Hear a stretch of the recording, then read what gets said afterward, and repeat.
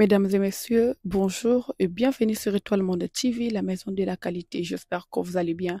Moi, de ma part, ça va. Dieu fait grâce. Alors, c'est votre Dasakina, la maman des étoiles.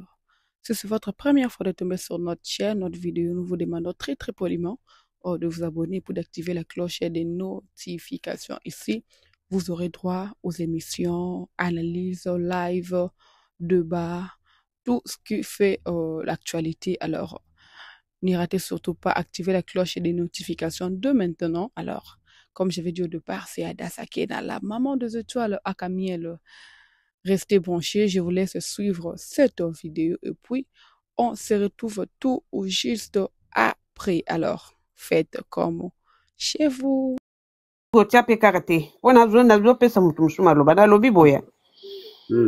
Bonjour d'abord tout le monde. Bonjour Bandeo Banasena.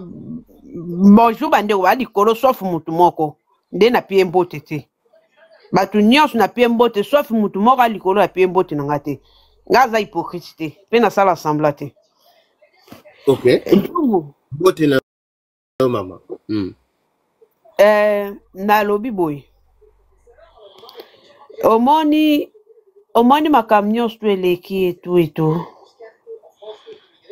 Omoni batu misusu bazuika ba maloba loka ba moni ba warrior presque pe nga pe na pe parmi ba warrior wana auto sepela kite pourquoi kendaki siko ba mona ndenge nini ya kolobela te siko ela kisaka mayele ndenge bozabo misala lokwa ba mayele me OK bozaba ndeka subinie kaka ndenge mona makodi aye o ba yambaki makodi donc maman kopende kuna te s'il vous plaît.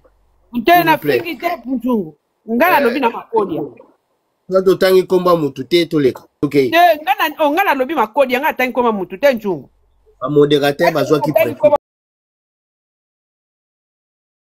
Ngala lobi elakisika bazo profiter lo pourquoi kenda kuna po na lobi bien nga pe nazaki parmi batu basepela etende nga kende kuna na mamu na buzobo ndenge lekana kuna.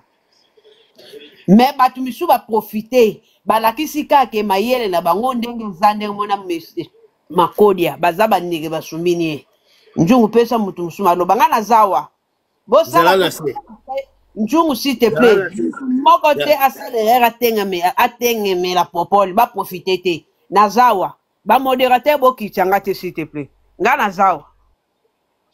Alors honorable bonjour bonsoir esika ozali mbote na yo ndeko toleka. Ouais, bonjour Nzungu, bonjour Bandé. Les actualités, que quand toi dans l'anglais pour moi quitte.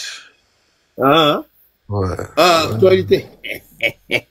Bah pour moi c'est on appelle bazo pour moi ba compte c'est pas bon hein. Bon bah, toujours allez ma bé. Ah, bah voisin wapi. Bah warrior, moi dois signaler. Non, il ça. Bon. En fait, tout na sujet na biso par rapport à l'émission et tout. Ouais.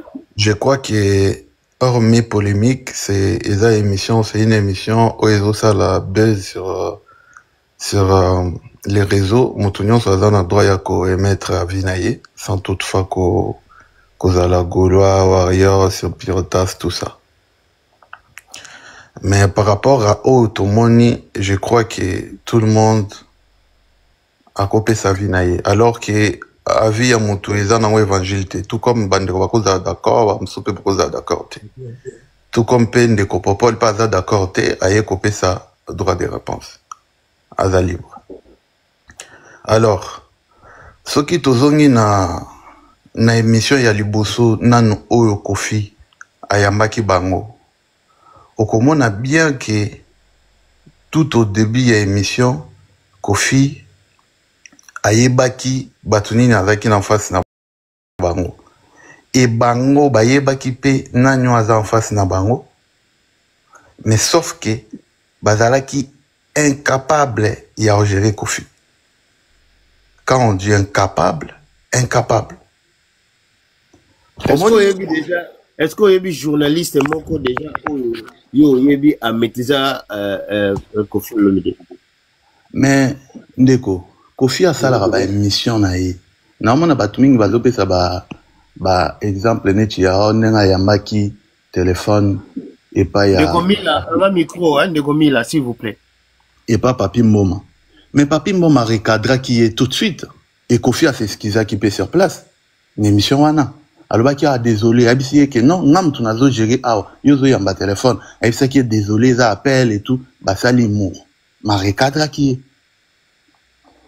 Lelo émission wana. Oh bah les kaki wana. Na bango nyonso bazaki wana. Qui était capable de recadrer Kofi? Azakita?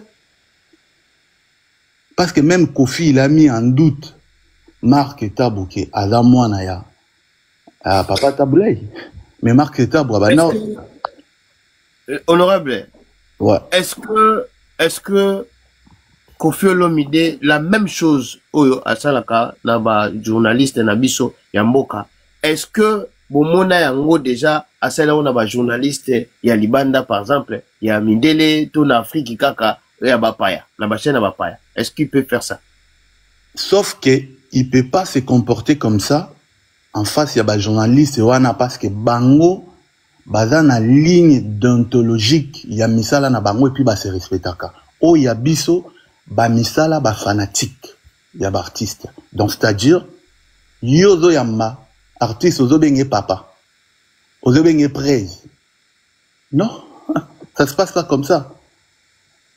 Monsieur Kofi Olomide, artiste, Bousouki wana, c'est pas ton père. Vous comprenez? Mais sauf que Bango baza ba mikala. Talane tu vas propos Popol Abimi. Il était face à Kofi Jowana. Est-ce que à Ozaki même koloba mamwa yo loba na lelo? Non, il était incapable. Et Abimi lâche. Donc, honorable. Ouais. Honorable. Donc, le fait, il y a qu'on respecter Monsieur Kofi Olomide, Papa Kofi Olomide, na ndenge ya biso, bantou, tu le sais très bien que entre Popol na Kofi Olomide, masate, frère. Mais sauf que na moment wana, il y avait question de papa, de frère. C'était question de travail. Messieurs, soki ndenga be soka benga ki epe na kombo mususu ta mususu na kombo moko boye tam biso kaka te tonga to ya susu Popol la manquer respect non biso to benga Kofi Olomide za ko manquer respect non, c'est pas son père. Yango moni ke Kofi azaki na vitesse ya ko recadrer parce que mona ki nzela ya kokotela mbala moko Popol muto azaki conducteur ya coordonnateur ya mission. OK. Est-ce que Kofi Olomide azalaki pe na droit étant qu'invité to artiste au Bayambi azalaki na droit ya robenga e cousin to frère? Pourquoi azalaki na droit ya robenga na? Parce que ndeko wana a se positionnant en tant que ngana za ndeko ya mutonte. Il y a honorable. Ah non, s'il vous plaît. Pas d'émotion lelo, pas d'émotion. Ngana bandozo ba motion nyos. Aujourd'hui tant d'antenne na yo na tuni ba question. Honorable, tous à la pragmatique. Ceux qui ont condamné Popol Nenga Bengi, Kofi Olomide, tant que professionnel, il y a média, à Bengi et Papa, ils ont condamné, oui, on est d'accord. Et maintenant, pourquoi au boy qu'on condamné Kofi Olomide, au lieu Bengaye, monsieur Popol, la combonaye, mais à Bengi frère, ton cousin. Pourquoi au lingi ko ça la bon? Ok. Nzungu, omoni émission wana. Émission na ndenge elekelaki mutu moko ta koki ko condamner Popol, to a condamner ka Kofi to ba. Non, bangomi ba les fautes eza de partager. Mais sauf voilà. Ouais. Sauf que Kofi en face naye azaki na batu oyo ba détruisaka ye. Prévenir réponse ya Popol. Na émission à Sali. Tant que Popol a zoya kolobake, Kofi n'a rien fait na carrière ya Fally Ipupa. Alors que Bissonio Sotoza ba bête to yebi qu'est-ce que Kofi a apporté na carrière nae? Même na carrière nae solo, tout au début, il y a premier album nae, ezalaki fait par Attends, toi que Malembe honorable parce que ce nature na munene, est-ce qu'on l'a sabiso image wana Popol dit que Kofi n'a rien fait na carrière ya na émission ya lobby loba soit il faut na kitana tu non tu ne lo ngo à ça la émission hier eza ku batunyo so bayebi ouais voilà donc à lobby que Kofi n'a rien fait mais après c'est qui bien na carrière solo alors que ceux qui tozongi na ebandeli ya carrière solo ya Fally au moins na kazala ki accompagné na ba artiste ya quartier latin eza apport vous comprenez. Et Koya commenté, moi si à Kofi Olomide, oh yo, zaki na Kofi en face, tu n'étais pas capable de reprocher tant à lobby que okoki ko tant comme moi sindi na légèreté boété. Okani munoko. A répondre qui était, mais aya ko traiter de moi na musala, il y a 10 tonnes. Peut-être ba Congolais ba kanisa ke ko sala musala pas monter sa faiblesse. Et sa faiblesse té. Et ça normal, ko sala musala. Mais na nenga yaki na ba propos wana. Et ça va propos moko méprisant. Djungu, nazana biloko ebele awa na kobimisa mais toi avancer bandeko baloba au fur et à mesure. Joa biloko ngo bongisa, awa soko ye la ba préviter bandeko na ngai bongisa deuxième téléphone. Soit comme matate, soit to bongisi deuxième téléphone parce que ngapi nazana ngo a. Soit au kiti soit au bongsi deuxième téléphone, soit au bongsi troisième ordinateur. Voilà. Ndeko Mila, fungola micro ndeko, on s'appelle na 5 minutes, toujours kayo. So que on a prévité ko take no likamte. Pardon, nazo senga bino. Et à la teke no, yo to ebi kana yo, Ngam nazo tuna ba question. Lelo muta émotion, azate. Toujours kayo papa. Ouais, bonjour, bonsoir, c'est là de Pabisika Tozaleli. Ndeko Mila, bozongola non ndeko Mila minute pardon na lobelo moko. Ndeko Mila, yo tango ba otuno likambo o ba benga nga ba pekisinga na lobate. Yango est-ce que ba autorizo loba? Nazo lobako, na lobate po na nini. Voilà. Po yo za bongo te ba benga nga ba pekisinga na lobate. Toujours kayo. Bon. Awa eza likambo ya fanatique te. Eza likambo ya Constant Tosali. Constant Tosali eza nini? Eza ke déontologie journalistique.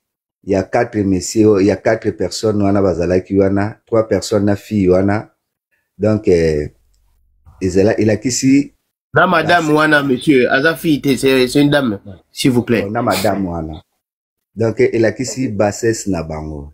Et puis il a kisi que on dirait na kati na bango mine wana on dirait moi ba conflit journalistique na kati na bango ezali parce que toke ko sala émission avant de ça l'émission faut te préparer émission to ye nango te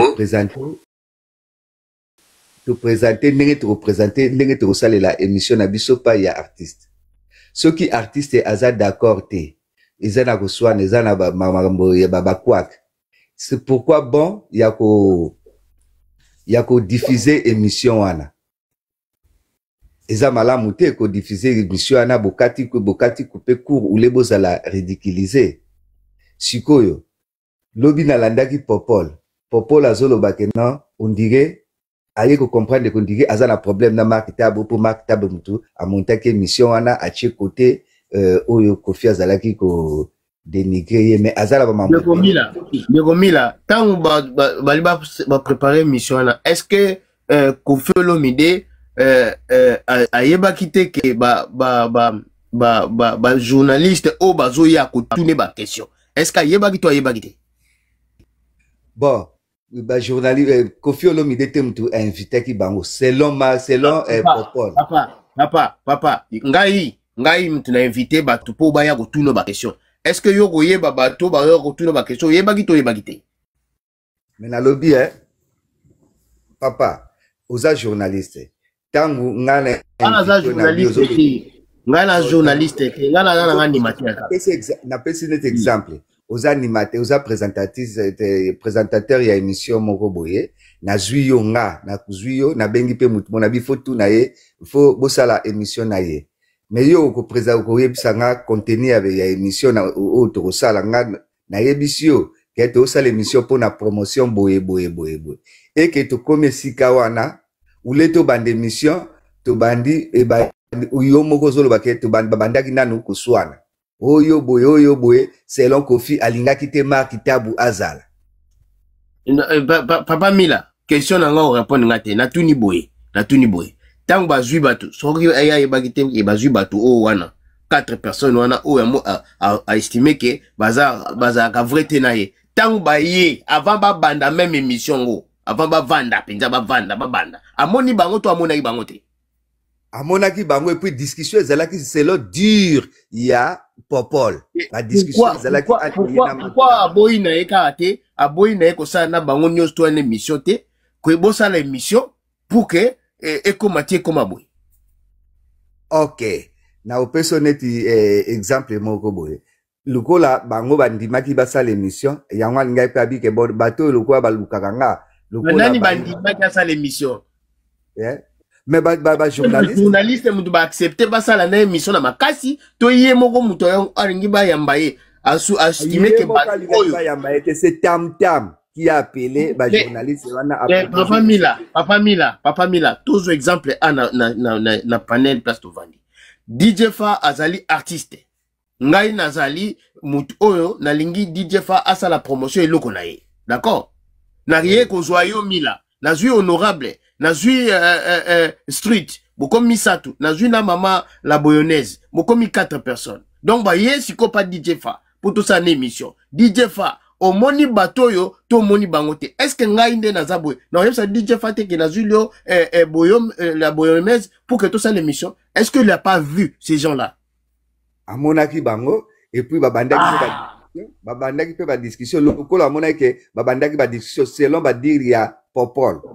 Selon ba dire ya Popol au totalaki na émission. Alors bi ke babandaki ba discussion même na Mark Tabu.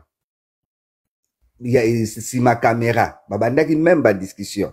Bon lokola bomoni babandaki ba discussion ceux qui boza journaliste professionnel bomoni ke bomeki premier bo continue émission botuni question bomoni ke mabe botuni question ke mabe et pourquoi ko diffuser émission yango ceux qui pour ezala bien pourquoi ko diffuser émission yango pour na bi ke ba monteur ezalaki presque payer selon Popol la bi ba montango ezali ba marketable eza mutu abengaki bango te boya kosala émission batu ba montango ba journaliste bango moko ba pesite ke o Tam Tam zo émission to sali yango kende ko monter.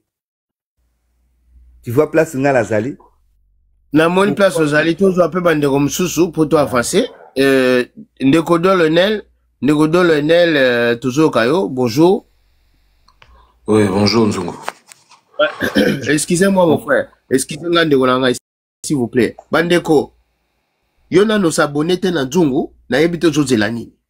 Et si kama kambo tokaka awa yo ozo s'abonner mais tout tapoter live nanu avant de continuer s'il vous plaît pour nazala ba mbodi awa nazala ba mbodi awa nazo ebisa bino nazala biloko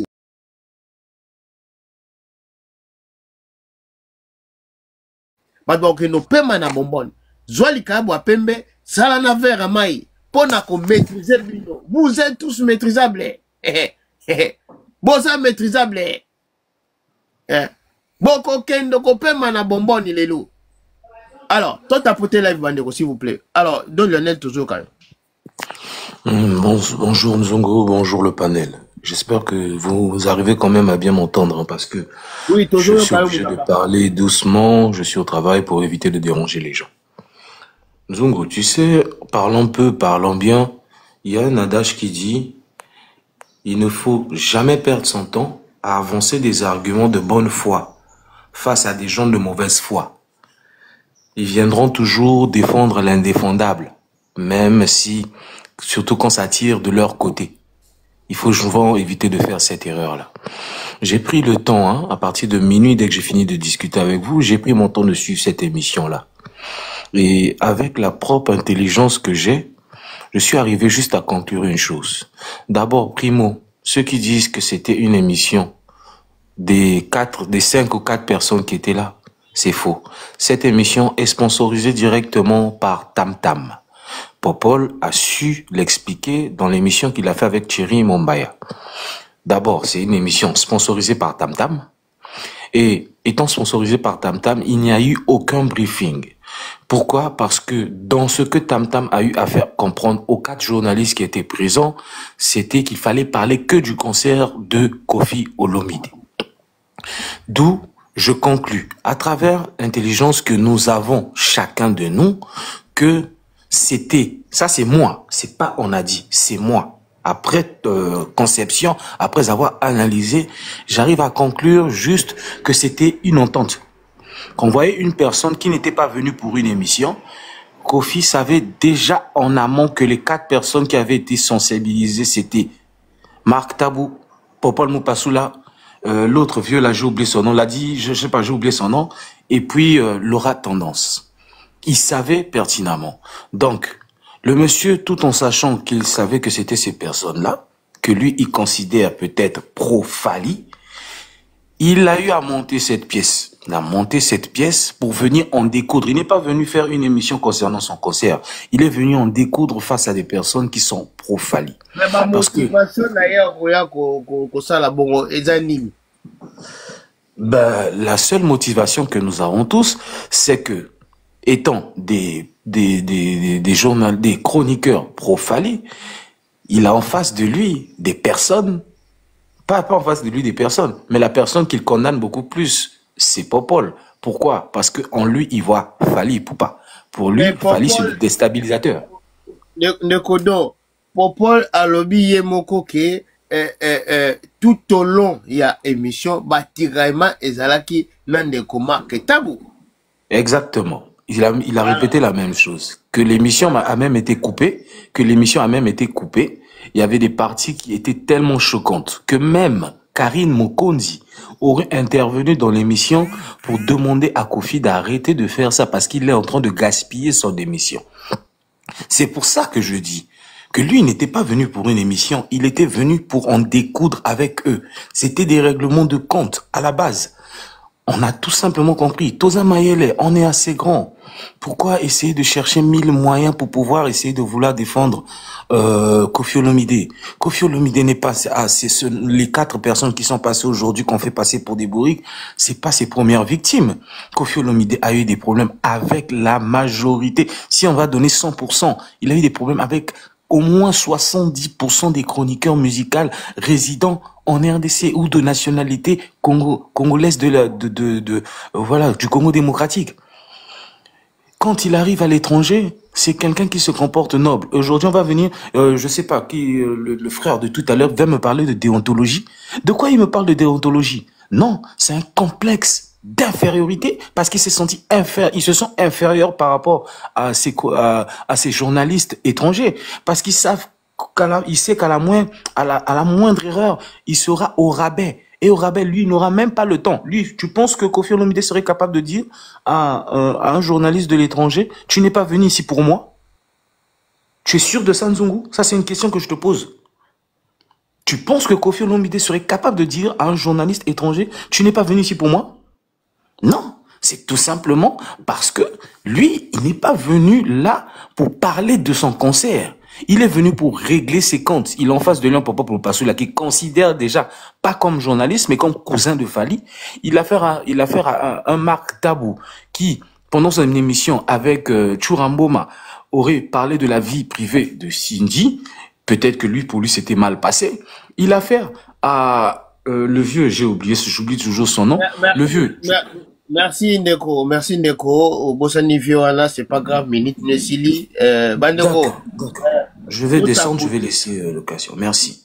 Merci beaucoup Ndeko Nangai. To tapoter live. So wakitisio bo ba demande des belé nase donc to bando matabatu. Zala na tapotage, partager live parce que soko s'abonner te nazoema te makamwe le gandenge nini. La Boyonnaise. Bonjour maman. Bonjour Nzungu, comment tu vas papa? Bonjour Nzungu. Oui, bonjour maman. Ça va? Ça va qui m'est allé. Mon alandio depuis Bandeli. Question, franchement, si je nous ai bien, n'a répondre plus na question à si je par rapport à Popol sans rentrer vraiment dans les détails au Bandeko Balobi. Tout simplement, c'est que moi j'ai remarqué dans cette émission Popol a bien fait. Pourquoi Popol a bien fait de ne pas répondre à l'attaque à Kofi? C'est long, gars. Et puis, selon Bato Bayebi, vraiment, comment répondre à une personne pour bimisser ridicule. À chaque fois que Kofi attaquait Popol, Popol abandonne Seka. Abandonne répondre, mais tonalité à Popol les autres a toujours nassé à Kofi Likolo. Et au fur et à mesure que tu sais jouer à cette technique-là, technique, tu énerves plus Mouto en face nayo, et puis ozo bimisaye ridon, azo bimisa ridicule yemoko. Donc, ce qui Popol, aloba qui a répondre directement, à comme un niveau moko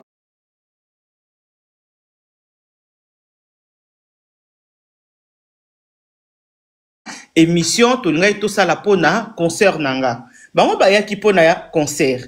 À ça, la conférence de presse naye, va poser ma question pour na concert.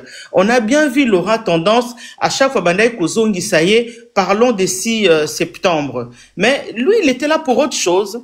Il était là pour autre chose, comme Papa Ucholoba, il était là pour vraiment rendre de compte. Aya qui prend la décision, aya ko rendre ma compte naye. Et on l'a tous vu.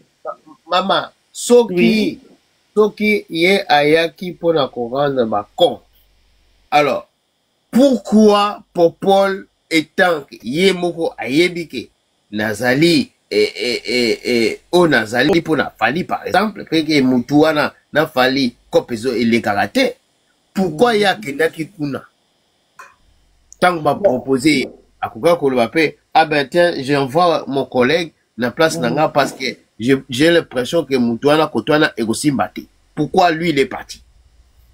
Bon, là, la question, c'est plus Popol qui pouvait répondre à ça, mais en connaissant un peu la manigance sous le côté machiavélique de Kofi Olomide, que, voilà, sans Kolobama Benaye, je pense que le Popol Enaba Adi Londole, n'andimite ke baoki koya, Karabouepona Eza Kofi Baya Kosala Nini Naye. Je pense qu'il y a eu un plan entre le producteur, désolé Yaneyo, hein, je t'accuse pas, mais je dis bien que je pense, il y a eu un plan entre le producteur et Kofi. Kofi, il a essayé de faire beaucoup plus de buzz ces derniers temps, mais heureusement, bah, on a vu sur Internet, bah, il y a Kassango, Karamouze, Kindingwaya, Kassé, Oyeye. Donc, au fait, lui, comme il aime bien faire le buzz, avant ses concerts, avant ses événements, c'est qu'il n'a pas encore compris que l'élo musique est changeant. Tout le monde bande qu'on a biso ba ya, na biso ba beti awa, ba oui, rabetaki, ba héritier, ba fali. Ils ont pas eu besoin de nous ramener dans la musique à Kala. Il faut ba polémique, il faut ba buzz. Justement, quand on regarde bien dengue ba musicien ba yaki na poto, moi je me suis dit, ah, il nous a ramené à l'époque. Normalement, makambo ici là, batobala tibilamba na we kokana, et si la moi Kala, et comment ba na bango normal. Ça, j'avais déjà dit ça. Mais après, c'est passé. Bah, besoin, bah, yé, mike, et simba qui peut-être te. Bon, limbisanga, je dis bien peut-être te. Tant ou bah, invité bango, bah, rassura qui bango que c'est justement pour parler de ING Arena. Et Popol fait son travail. Tu peux être le cousin d'une personne. Certes, quand je suis ta sœur, non, soutenir yo. Mais ça n'engage que na sala musala nanga, naza warrior par exemple.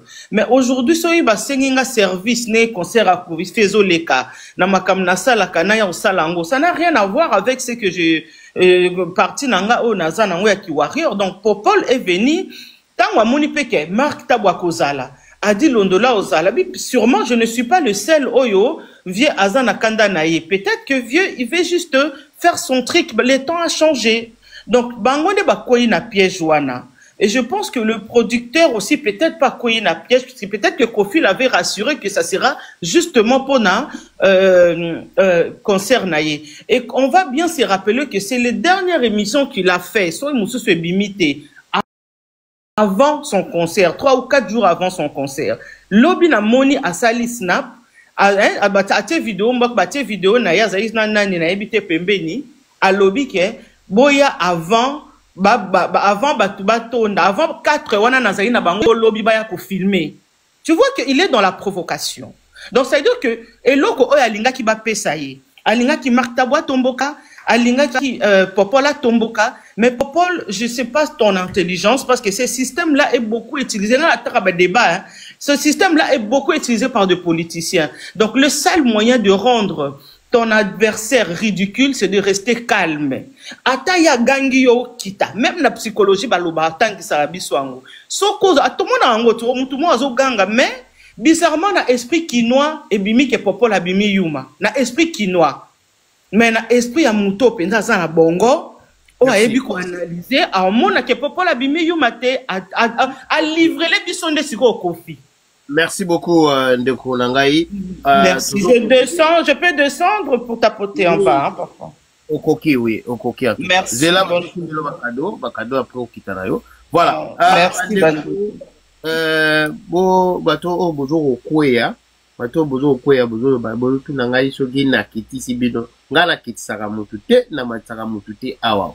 Donc, nga mutsa nangai zali na tuna, mituna, na bongsa, panel mafinge lekate voilà cop nangai donc ba modérateur tu baza kuna bazo matabino au kitabino voilà merci beaucoup la boyonaise. Alors street yo sambela nanu avant la chelo minute parce que yo lingi mulimo munene makasi bonjour Nzungu ngalo sambo ngeza lelo zaki munene kangate pona makamuna yo loba eyo singa na yo kotisa bagulwa pa malakati nzamba sunga akanga pena mutema na ngai ke na créer ponte ke donc so yesengi na yo ramasser bango esenga lisusu la kisa ba preuve ozolo babongo pona ni tika la lingi nzamba sunga ngala suka na confina popol sinon Nzongo, bonjour na bande réunion surtout bazar na 240 na 251 personnes balola na biso et ils a moi kitoko malamu. Sinon ngala bolinga no ko bandana nu ko banda ko analyser na nu forme. Il y a forme pour aller attaquer fond. Forme na nu il faut ba condition surtout esengaka. Il fallait à la réunir. Ngala ndi popol lobby. Popol a lobby na réunion surtout. Mais Popol atikali ko tala bosa la rapeta ndeti ndeko mwasi asali boye akabeli ngai boyaka kolobisanga bokaba kate maboko makasi papa loba tone Popol atikali ko parler sur l'aspect technique du o esengaka ke émission o esengaka ba condition et réunir rapport na émission esalema ngala yebinenga bon émission nyo surtout ata ya simandaku quel que soit qu'ils aient émission na binoté quel que soit que non pour producteur mo à mon ani pour asangisa bino briefing salemaka kaye bimaka ba boko noter te marche à suivre tous en la émission ezaboy mais apparemment na ba propos ya Popol c'est comme si makamwanya surtout salemagité ils a le quoi que non tam abengi ba journaliste baye qui était Rozala Kofi pe Rozala ba Saint-Marc na ba Popol OK ba fongoli caméra ba ni musala suite des résultats lango yango moni résultat lango yango ezo la kisaki ba dérapage surtout tout le monde na internet musala ngo ba prétendaka yango mais sinon pona kokota na kati ya fond isa passe makasi ngai ngala mitoni toujours la question mibale pourquoi Kofi azalaki agité so bien soki ezaki azalaki agité pona azalaki devant ba profali allô so ezaki agité siko motivation nango ezali parce que ngai na kozala par exemple Gaulois to mona wenge naza na face Nzungu na bike Nzungu aza profali mais eroti na ngai te na za réaction au Kofi azalaki nango parce que eroti na ngai te na za réaction parce que on est commis acharnement au Kofi ba ndeko ça le commis sur acharnement siko c'est pourquoi on moni Popol ba bike na Kofi atikali kotanga komo na été Kofi envoyé Popol les le quoi que non abande ko mona faline afandi liboso na ye or ki lika mwana tu dis que et golekate ko ngai avant-hier na bisaki yo musique ezaki existe Kofi il faut accepter accepter rivalité na Fali quel que soit que nenga lo barake yena za géniteur ya Fali yena za papa ya Fali yene mutu yene mtabimisa Fali na miso bato mais so déjà artiste a déjà voya carrière solo Cela veut dire que non accepter rivalité wana. Ezala parce que la musique na biso Congo tout est permis. Nyo surtout aimer tamar. Ezala ke ba chrétien mama si. Ezala ke ba chrétien mais yé aza mukolo. Aza mukolo pe aza artiste moko renommé ya munene. Ko yana acharnement wana que il y a sous-voix donc ça veut dire que nzungu nengo za boy attention yé lo poza liboso ya Kofi. So Kofi a dit ka ke yo nengo za pe oza warrior. Directement pe a ko se comporter kaka bongo. Au moins te que au moins te que wana e ko koma ko mélanger makam. Wana eza ko mélanger makam. Na zo mona esquisse esquisse ya agitation ya Kofi ne bazolo bagete pour nazalaki devant ba pro Fally eza na sens te. Eza na sens te. Cela veut dire que Kofi a quelque chose oyo azali ko porter na mutema na à la personne de Fally. Mais sinon pour na ya obimisaka oyo eza na mutema ngai na makambo nyonso tu oyo bato nazobetela kaka sete eza bandeko na biso bagolwa. Bozomona makambo Kofi azosala ba pro Fally. Boye ba peke non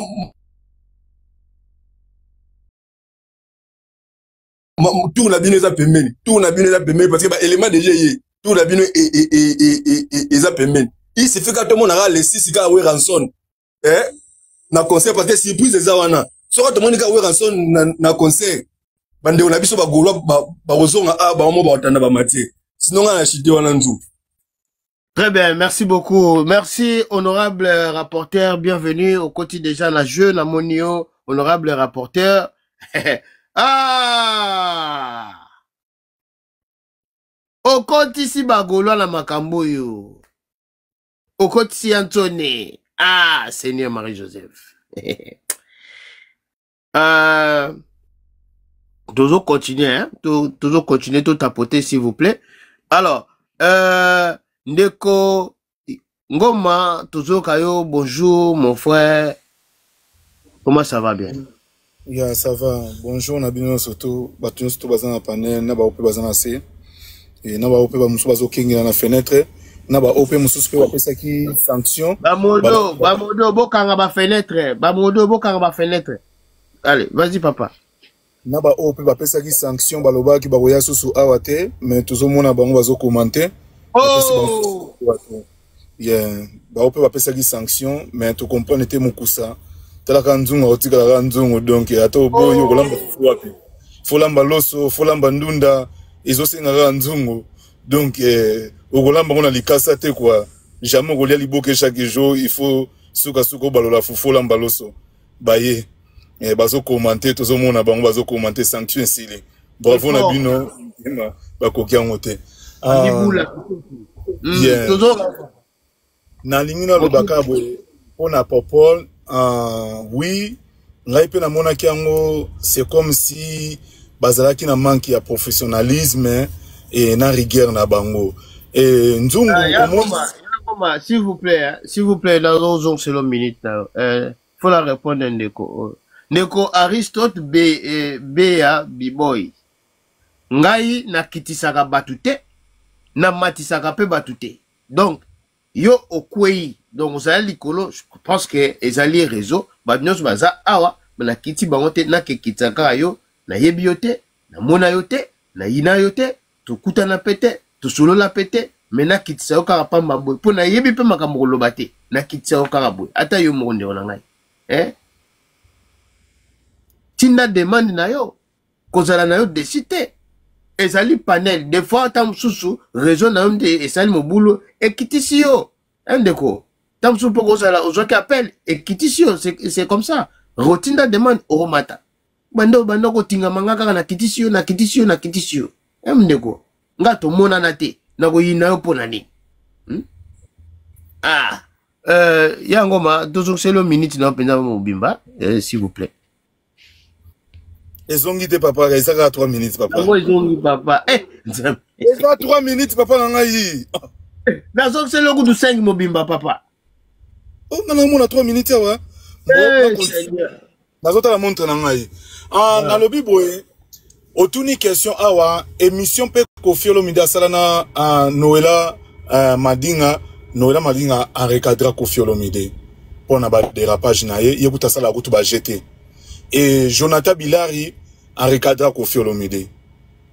A recadra ye aloba kutu ye kuta le katina ba plateau pour na aloba ke ba journaliste onyo surtout bomona ke Kofi ndenga dénigrer soko yebike okoyamba Kofi et na au moins ke ozana capacité wana te ya ko recadrer Kofi to peut-être ko ça dérapage na nino ko yambate. Et puis à senga ki na ba journaliste belé, il faut to sanctionner papa wana parce que azomo na biso comme si akomi ko sakana na biso okende ba classe to tanga tozo futa ba mbongo ale to ya kasiko devant mutu moko boye abanda ko sakanela ka métier na biso abimisaka biso rien na miso abatu mais ba journaliste belé ba comprenaka été.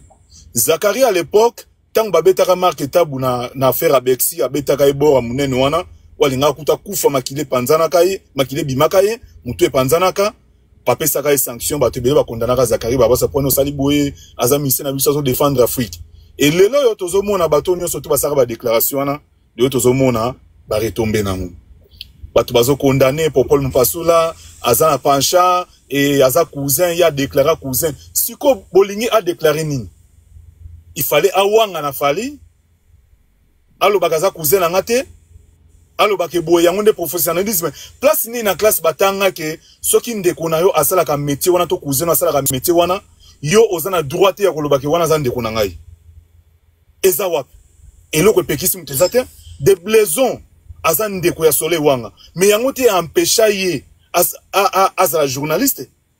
Est-ce que na question au Popol Mpasula tuna ki Kofi Olomide pencha ezala ki wapi na question wana soki peut-être tokoki ko condamner Popol Mpasula soki na ba question na bande ko tuna abande ko yela e forme moko ya comparaison entre ye na ndeko na ye wana to nito lobaki oui tela zola ki sa pencha na mais de Congo lelonga na lobai na ko tuna ka ba question de Congo yebisa biso est-ce que mission wana ezalaki juste pour na ko régler ba compte na ba journaliste to ba chroniqueur to ba directeur to ezalaki prévu et à ça la promotion na ye mais promotion ya nini et monanité mais ba clash nem te yokani plus que promotion toujours ka ndeko ndeko ta l'émission combien de fois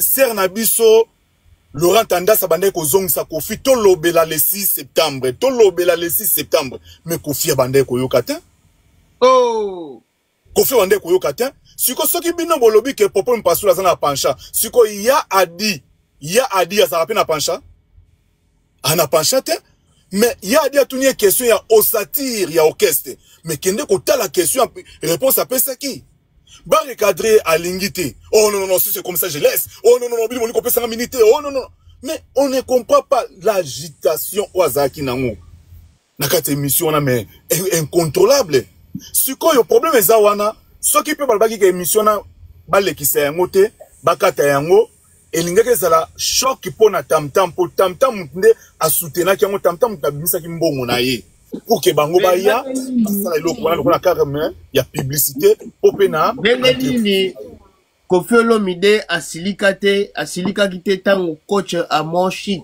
atunie otiaka biloko nini yango na bapoche ndenge vimbaka bongo azwaki yango ya koseka mais soki ezalaki journaliste moko ya Congo to ndeko ya Congo to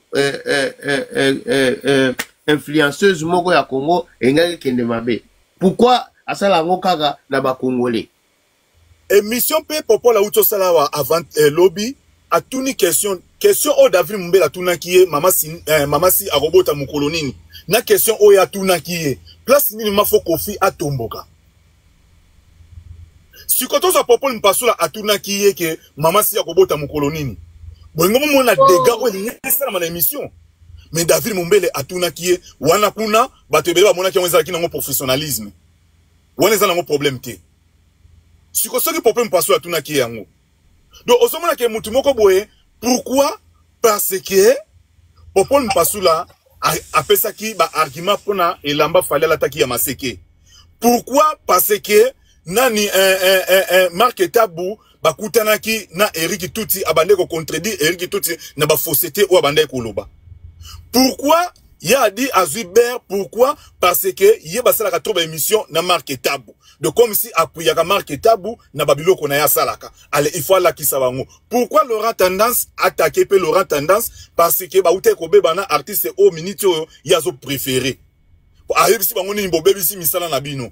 Donc cela veut dire ba pancha o bazaki na nakala. Ezaki nango normal. Lokola lelo ba komo loba na bango vérité et comme si ko ba komi pancha ya mutu. Do bali ba la biso ke mutu tout akolobela ba bien fait ya fali donc eza pancha et komi mabe akomi ko boma musala na ye. Do bali ba la na monde entier mobimba ke soko lobeli fali eza ko bebisa musala lobela nde ba artiste mususu. Merci ya Ngoma. Merci émission. Merci ya Ngoma. Merci beaucoup. Bande konazo bate soki connexion Tony ni mutu batu bazo ko ya boye. Bazo kwe bakabasele. Bon, bo tinda ma demande na bino soko kwe tinda demande au sala bien. Maman Béret Rouge, tozo kayo, vous avez na 5 minutes na yo maman. On vous écoute. Bonjour Ndjungu, bonjour Banoko no Sobaza, bonjour Fafa chérie. Bon, ngana na lo babu papa. Toki tato mata. Soki batwana 4 bayamba ki am susu. Bozi, Redi, musicien moko boye, bake nango bongo, toloba bongo. Parce que les cambo yako manque ya professionnalisme, toloba nango trop. Mais des fois, il faut que mon rappelle ma belle place, ma beza. Aza na respect à batu. Même Zoba, munde to mwana ndiela. Même kutu toxico, bato ba milaka ba masangana ba milaka bilora mabe. Mais place avant na kwena ana doit ba respecter quand sika vandeli. Aza kana respect ya bato ba manko ya ba respect za biloko bandi lelo te na ba professionnel a manka bango siko soki ba professionnel a manka bango likamni to yo luka ba maka professionnalisme na baninga bato kutu o ya ko yo no tu vendre même ta va na plata que le bagenga lego na maili c'est normal te eza ba manque respect quand tu manchi kalobini oza abana combien abando sek quand tu manchi kabisa répondre nga parce que ba lobi nanga yo répondra batuté nana ebisa ki ya répondra batuté nana ebisa ki c'est quelqu'un qui a commencé ça depuis la personne de Kofi il est mauvais je suis désolé sa musique ça va mais la personne de Kofi ça va pas il y a ça là même na ba journaliste même ba appel soka ça d'accord na yoté ako benga ope ako ko benga yo okina tika mwana nini mutano kotelie pona nini azala ka bongo soki professionnel popola makaka engebi mamabe ka bisu batu banga balobongo ya mabe popol ana logique ya kala ke musique a pas kozala ndeko ya aigle na droit na sa musana nanga parce que avant c'était comme ça. Mais pour le conseil na opesa le quoi battu ba mundi so keza su bongote frère zana kwena yo mlelo pesa ngo su maramote ke neza kana kala ke ona zana na CV tonda papa tu t'en fous de CV o yamba de ba okoko yamba ba pauvre ko ba esiko ba yemi ba papa yambate parfois bino besoin ba chance au tchabango micro alors il y a rien à perdre c'est déjà fini. Tika ina kwena yaza na kwena ba manque respect modèle c'est normal te hein boyo ko lukilo ba excuse bo lukilo ba za ba professionnel te papa Fabien désolé ndungo sa live na na musala so na kina ndako na ngana recommencer vidéo ya Fabien pe na ko mata so na so na ndako na ko tia yango siko total siko ki professionnalisme o bo luka na ndela ya Fabien hein bozo zo ka bato pamba boy parce que baza na au-delà d'un niveau bino bolingélité. Bato même ka papi mbomana ti ba koma na point ba no senga na esquisse ba beba na mabe na papi mboma même le monsieur boza koloba wana yo kasi mesana atelemela nkamba moko boy non ça a pris du temps les messieurs ti a comprendre ba bani ko sa ba je yango mona ti kenda ndenge kenda c'est un monsieur qui respecte personne ils ont ko professionnalisme non mutu batunyo makamba wera tanengo kenango pe popol mutalo banoke biki non na simba te bandeko na ngai donc quand bango fait base à professionnalisme il est intello il pouvait pas utiliser son intelligence hein il est mutoza mayele akoka ko utiliser mayele na été na kozwa biki ote donc c'est que ya monaka ege na mbetu kunako so soda moto to rêver moto devant moto au monde te c'est que na mbeto mona rae eh ben là là c'est méchant aza na respect ya bato soki le to komo lobela makambo po ezala esala mabiso to zalate botika manga professionnalisme ba Fabien baza kutu kosakana te ba papa wana mais c'est monsieur là ba traiter jaloux pour rien juste capable poser question c'est pour que Lukaku na se beaucoup trouver encore plus pire que ça mon ninga lobi français mabe mon nele kutu na place là sauter ah oui parce que maman a répété phrase na yo ah la maman sa maman yo maman ko baloba ngo bongo c'est quoi ça non moi pour moi en tout cas na rotika na oh émission fa lobi boy papa sa lobi boy moté mesuki ya ngake na ngo bo tika na tene émission papa loba ki en tout cas moté mesuki c'est azape mutu moté mesuki njumu bande ko boy ba lulunga otaka ba minute bozaka ki di bate po bo loba mama kitoko me bo kitavant donc bonne journée à Bino. Merci beaucoup. Bonne journée aussi à vous, maman. Bon, Ndeko Yannick. D'accord. Alors, Ndeko Yannick, bonjour. Oui, bonjour Ndjungu, bonjour tout le monde. Bonjour papa, 5 minutes tous les. D'accord, merci papa pour la parole en tout cas. En fait, parce que dans la émission les gars qui a Kofi na ba popol en tout cas Kofi est un comportement na comportement Kofi est un comportement na Kofi a très très mal poli en fait Kofi pour la Kofi on a compris pourquoi Kofi lelo Mark Kitaba comme profali na comprendre en côté parce que Mark Kitaba avant là banda ko loba ba bien fait affaire ton nom on a mutanda loba hein. Mais depuis quand Baba n'a pas de arena, Mark Taba comme profali. Adi Londole, Viewana, jamais dans la profali. Mais Lelo a commis profali. Net ming na olobela po na Popol. Popol mu pasu la, ayeba kite ke non, et ko koma Lelo boyena Kofi. Parce qu'il n'y a pas longtemps, pour la hippodrome de Vincennes, Kofi Olomide Yemoko Mutakomela Popol Mupasula qui est dans la conférence de presse. Micro s'il vous plaît, Quand micro. Comprendre Popol Kofi Yemoko Mutakomela Popol Mupasula. Est-ce que non il y a qu'à la conférence de presse. Siko l'air tam tam a bien ici Popol avec une émission à Kofi Olomide. Est-ce que Popol a bandé ni que non Kofi Olomide là aller là qui est dans la zone il y a besoin de régler. Popol a bangoté. Pour papa la la conférence de presse bazala qui bien basolo la bien mais Kofi olé a réglé ba continuer oti le lobby soto ba ngote zarani na fali attaquer l'homme mon popol Nego yo o mona ba message wala ba solo la gi mais popol la lobby que non na ba message o Kofi atinde la ngaye moko abi na conférence de presse ya Kofi o ezaki pona hippodrome de Vincennes abinga muta benga ngateza yemoko Kofi muta komelanga papa la lobby en émission ya lobby abi yemoko muta komelanga abi nga eloko na ko comprendre ga que non problème ya Viena fali place yana na plateau via zo mona que non nga na komi le la fali talaka Kofi même comme il s'acomba papa la obi mta to benga papa frère cousin si Popol il est mort zong sage na ba to ba batake mission bien té Popol a zong sage Popol a bi non Popol il y a zong sage que non frère cousin Popol a tangé na combo Popol mais confiance au boyaka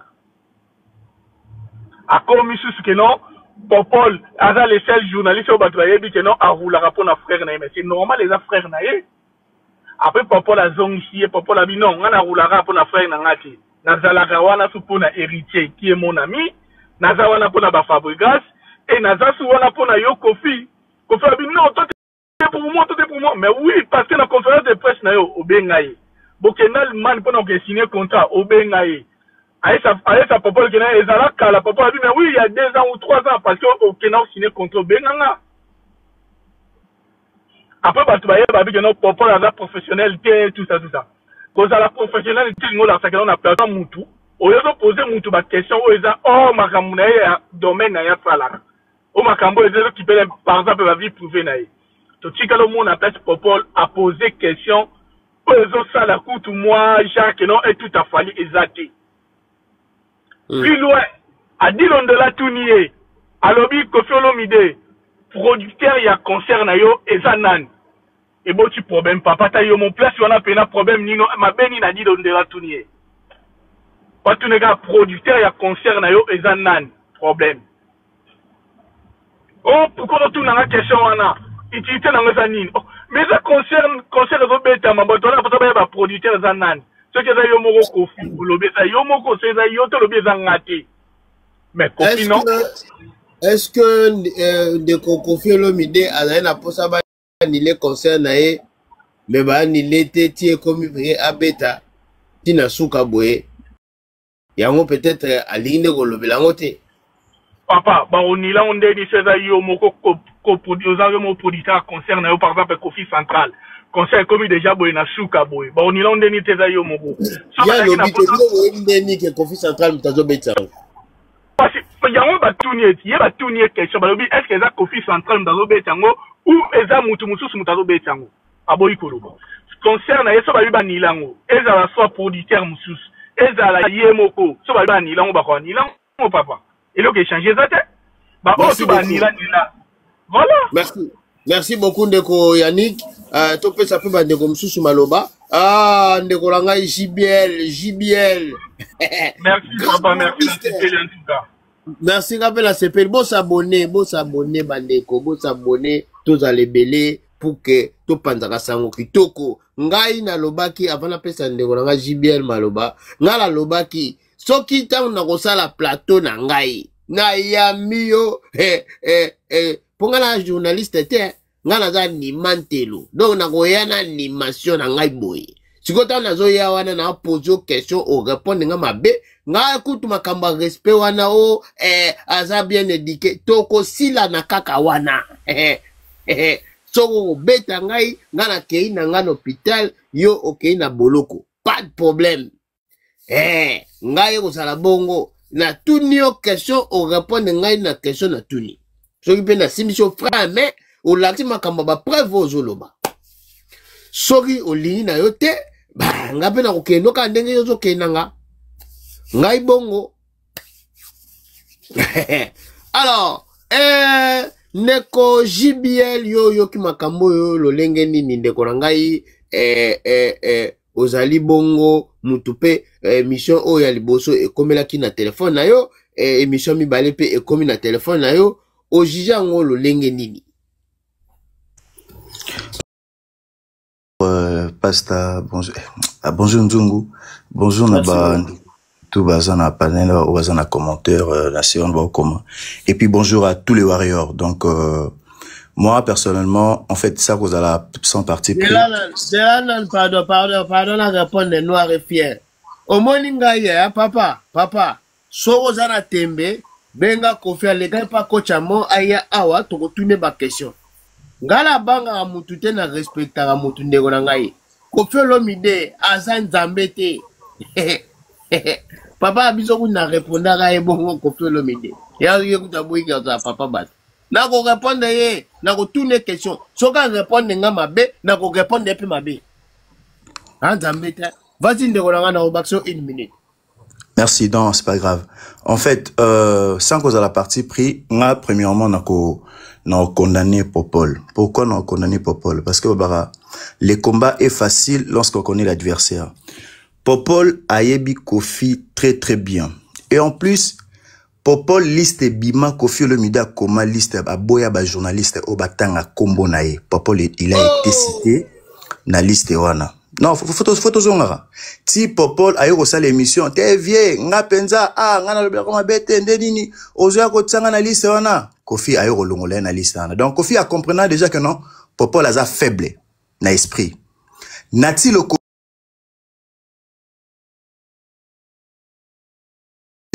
Verambo nga pena na lobby non. Ba kenda bongo.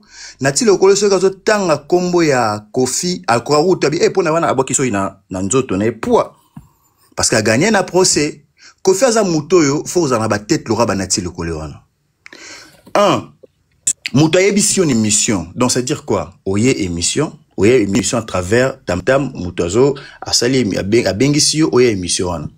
Quand quelqu'un te dit que non, d'ailleurs ngate muna bengio, muta bengio Tam-Tam. Donc cela veut dire quoi? Ozunga na place na ngaite. Lorsque le respect n'est pas bien servi, il faut savoir comment quitter la table. Tu comprends pas ça?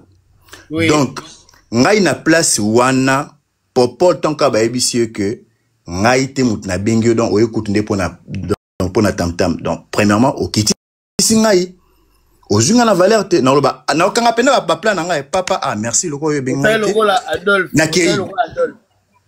Adolphe tango asala ba atu on a pas ni te toloba docteur Adolphe faisait impoli personne hein quand son papa la sali attend pour tobi papa les impoli pourtant tobi que non Kofi Aza plus impoli impoli. Oh! Alors un moment il faut qu'ozong Saraya César ce qui était non mais je te dis faut pas ça moni bana noté ba journaliste mo o pena o te pena ningo toloba papa o sale le roté pe ba popol faut ba ebra popol oza vraiment cousin ya Fali ba te belé baluka kaba pese kata micro pendant 5 minutes et puis comment ba baluka ngo mais yo zorango ya ba ofele pe o sa be émission oyo etalement émission ba sali wana jamais tellement que l'émission fallait ça là il y a pour na ba na ninga longola tatouage wana asala jamais ba vieux ko toi émission na o Kofi to sala télémité mais aux na place mon robo na aura mon robo na mutu mon robo ça déjà donc numéro 1 il y a musique na biso aux alrana ba Kofi na ok na bango wapi o bien que non mutu on s'est comporté mal vis-à-vis na ngasko dans année pour nani papa il a joué à l'hypocrisie il est hypocrite moi je ne pas aimé il est hypocrite. L'ennemi de mon frère est mon ennemi. C'est donc tant au gang la biso cousin. Donc ça veut dire quoi? Tu sais que non Kofi Aza ennemi a Fali. Et moi personnellement na royate. Siko ayo ça la deuxième émission. Après ce que loba bon siko on est pena na vraiment vrai place ya ko zala pena na lobe la siko Fali. Non c'est trop tard mutakanyo kacha kenda ki kalazo le la siko. Il fallait même pas au ça l'émission na sur plus ridicule. Moi personnellement je vous dis vrai. Dans la vie, il faut que ça, je peux le faire. Ça, je ne peux pas le faire. Popol, azana famille na ye, azana ramener à ça. Kofi te mutape sa rembo mutafuta rai. Ce qu'il y a un Kofi te na vie na ye, et rechanger l'oroté. Ayamba déjà ba tu yaminene ba Kofi et l'oroté. Nati le kola vanda wana. A respirer. Nati le kodo kutu azo sur les sous na falite mais il continue à faire ses émissions. Johnny Loki n'a pas là à Kendra pleurnicher ça. Non, c'est la vie. Mon il faut garder toujours la tête haute. Kofi déjà, bisonos toyebi communauté moyebi asona na ba tunyo so ba kufa ba solate. Ba artiste nyonso ba kufa ba solate. Aya da mutu ya mabe. Parce que mutu ya bongo ngape na ye kwatulu. Non mais attends s'il te plaît, attends quand même. À un moment faut toi ba komi pe sera ba valeur bisomoro. Tu comprends? Azoratin o sera na bango nyonso na pas yebi da comprendre point faible na bango. Mais ekozana jour mutu mo pe na o mekaba bete mama na ba flega na menu na pas a ozwa maele. Po ba ça non actu wana ti. Donc voilà un peu et merci de bon début de week-end à tous les warriors et puis à toi aussi. Merci bye. Merci Ndeko Jibel, merci pour la intervention na yo. Na moni mouye manu toko. Ça fait toujours plaisir. Alors, Ndeko, toujours Ndeko visa, Ndeko, vous avez besoin de tapotage, hein? Et c'est un seul moyen où vous soutenir Bisso, et ça va bien, vous tapoter, s'il vous plaît. Ndeko Charlie, toujours Kayo? Ouais, Ndeko, Aouti Koloba, donc, faut à l'obina union surtout, donc. À l'obina sauté, papa, l'obama kamnayo. Ça va. Le logo faut changer na musique, to na batunyo so bambenga ba professionnel.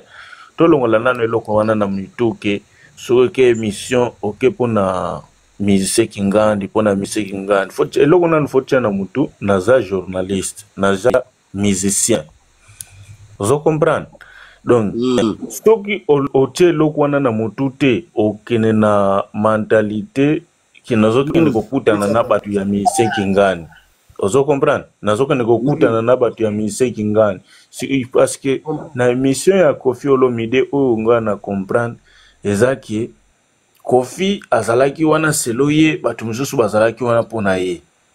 Ozo comprendre ba journaliste pe na mitu na bango selo bango bazalaki ba mususu bazalaki wana pona Kofi batu mususu bazalaki wana pona komema ba information wana siko to bungani, o comprendre siko babungani pona nini parce que babosani ke à part musique, à part makambo na biso ya ba famille tozala na bango to guerre médiatique, toza ba professionnel chaque mutu aliaka na ndenge na ye nga na ye en tant que journaliste yo oye en tant que musicien siko soki musicien azo bimisa ba parole ndeti ke pona ye batu bakozala wana il faut bazala kaka batu oyo baza pour ye sikoyo importance ya kosala émission wana po bobenga na bajournaliste émission ya bajournaliste na musicien importance ya kobenga émission wana eza mpona nini eza susu na importance te soki eza wana soki ekomi likambo ya kika mpo osala baémission eza susu émission ya bajournaliste te to bamusicien te eza émission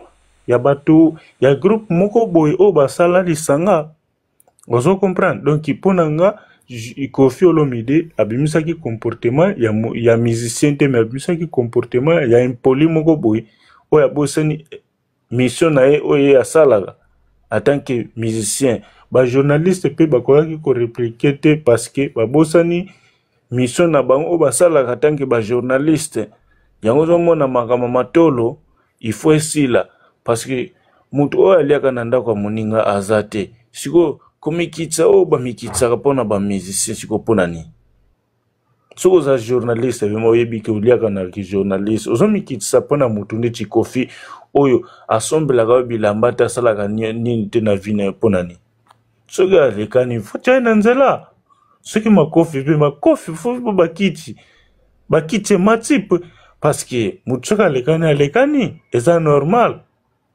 donc zaka juste mpona koloba ke Popol ayebaki place akendaki donc il faut asala émission eza nango te ayebaki Koffi alingaka Fally te ye mpe ayebani alikaza mutu ya Fally donc soki aye kolobaki o siko na comprendre eza kaka hypocrisie azo donc il suffit kuta aloba na ye te we natiki place mpo baninga Gotika place te papa ngamona opesa bango place. Alors merci beaucoup bandeko nanga to tapoter ba demande des ali naste ebele ba bali ba intervenir donc toujours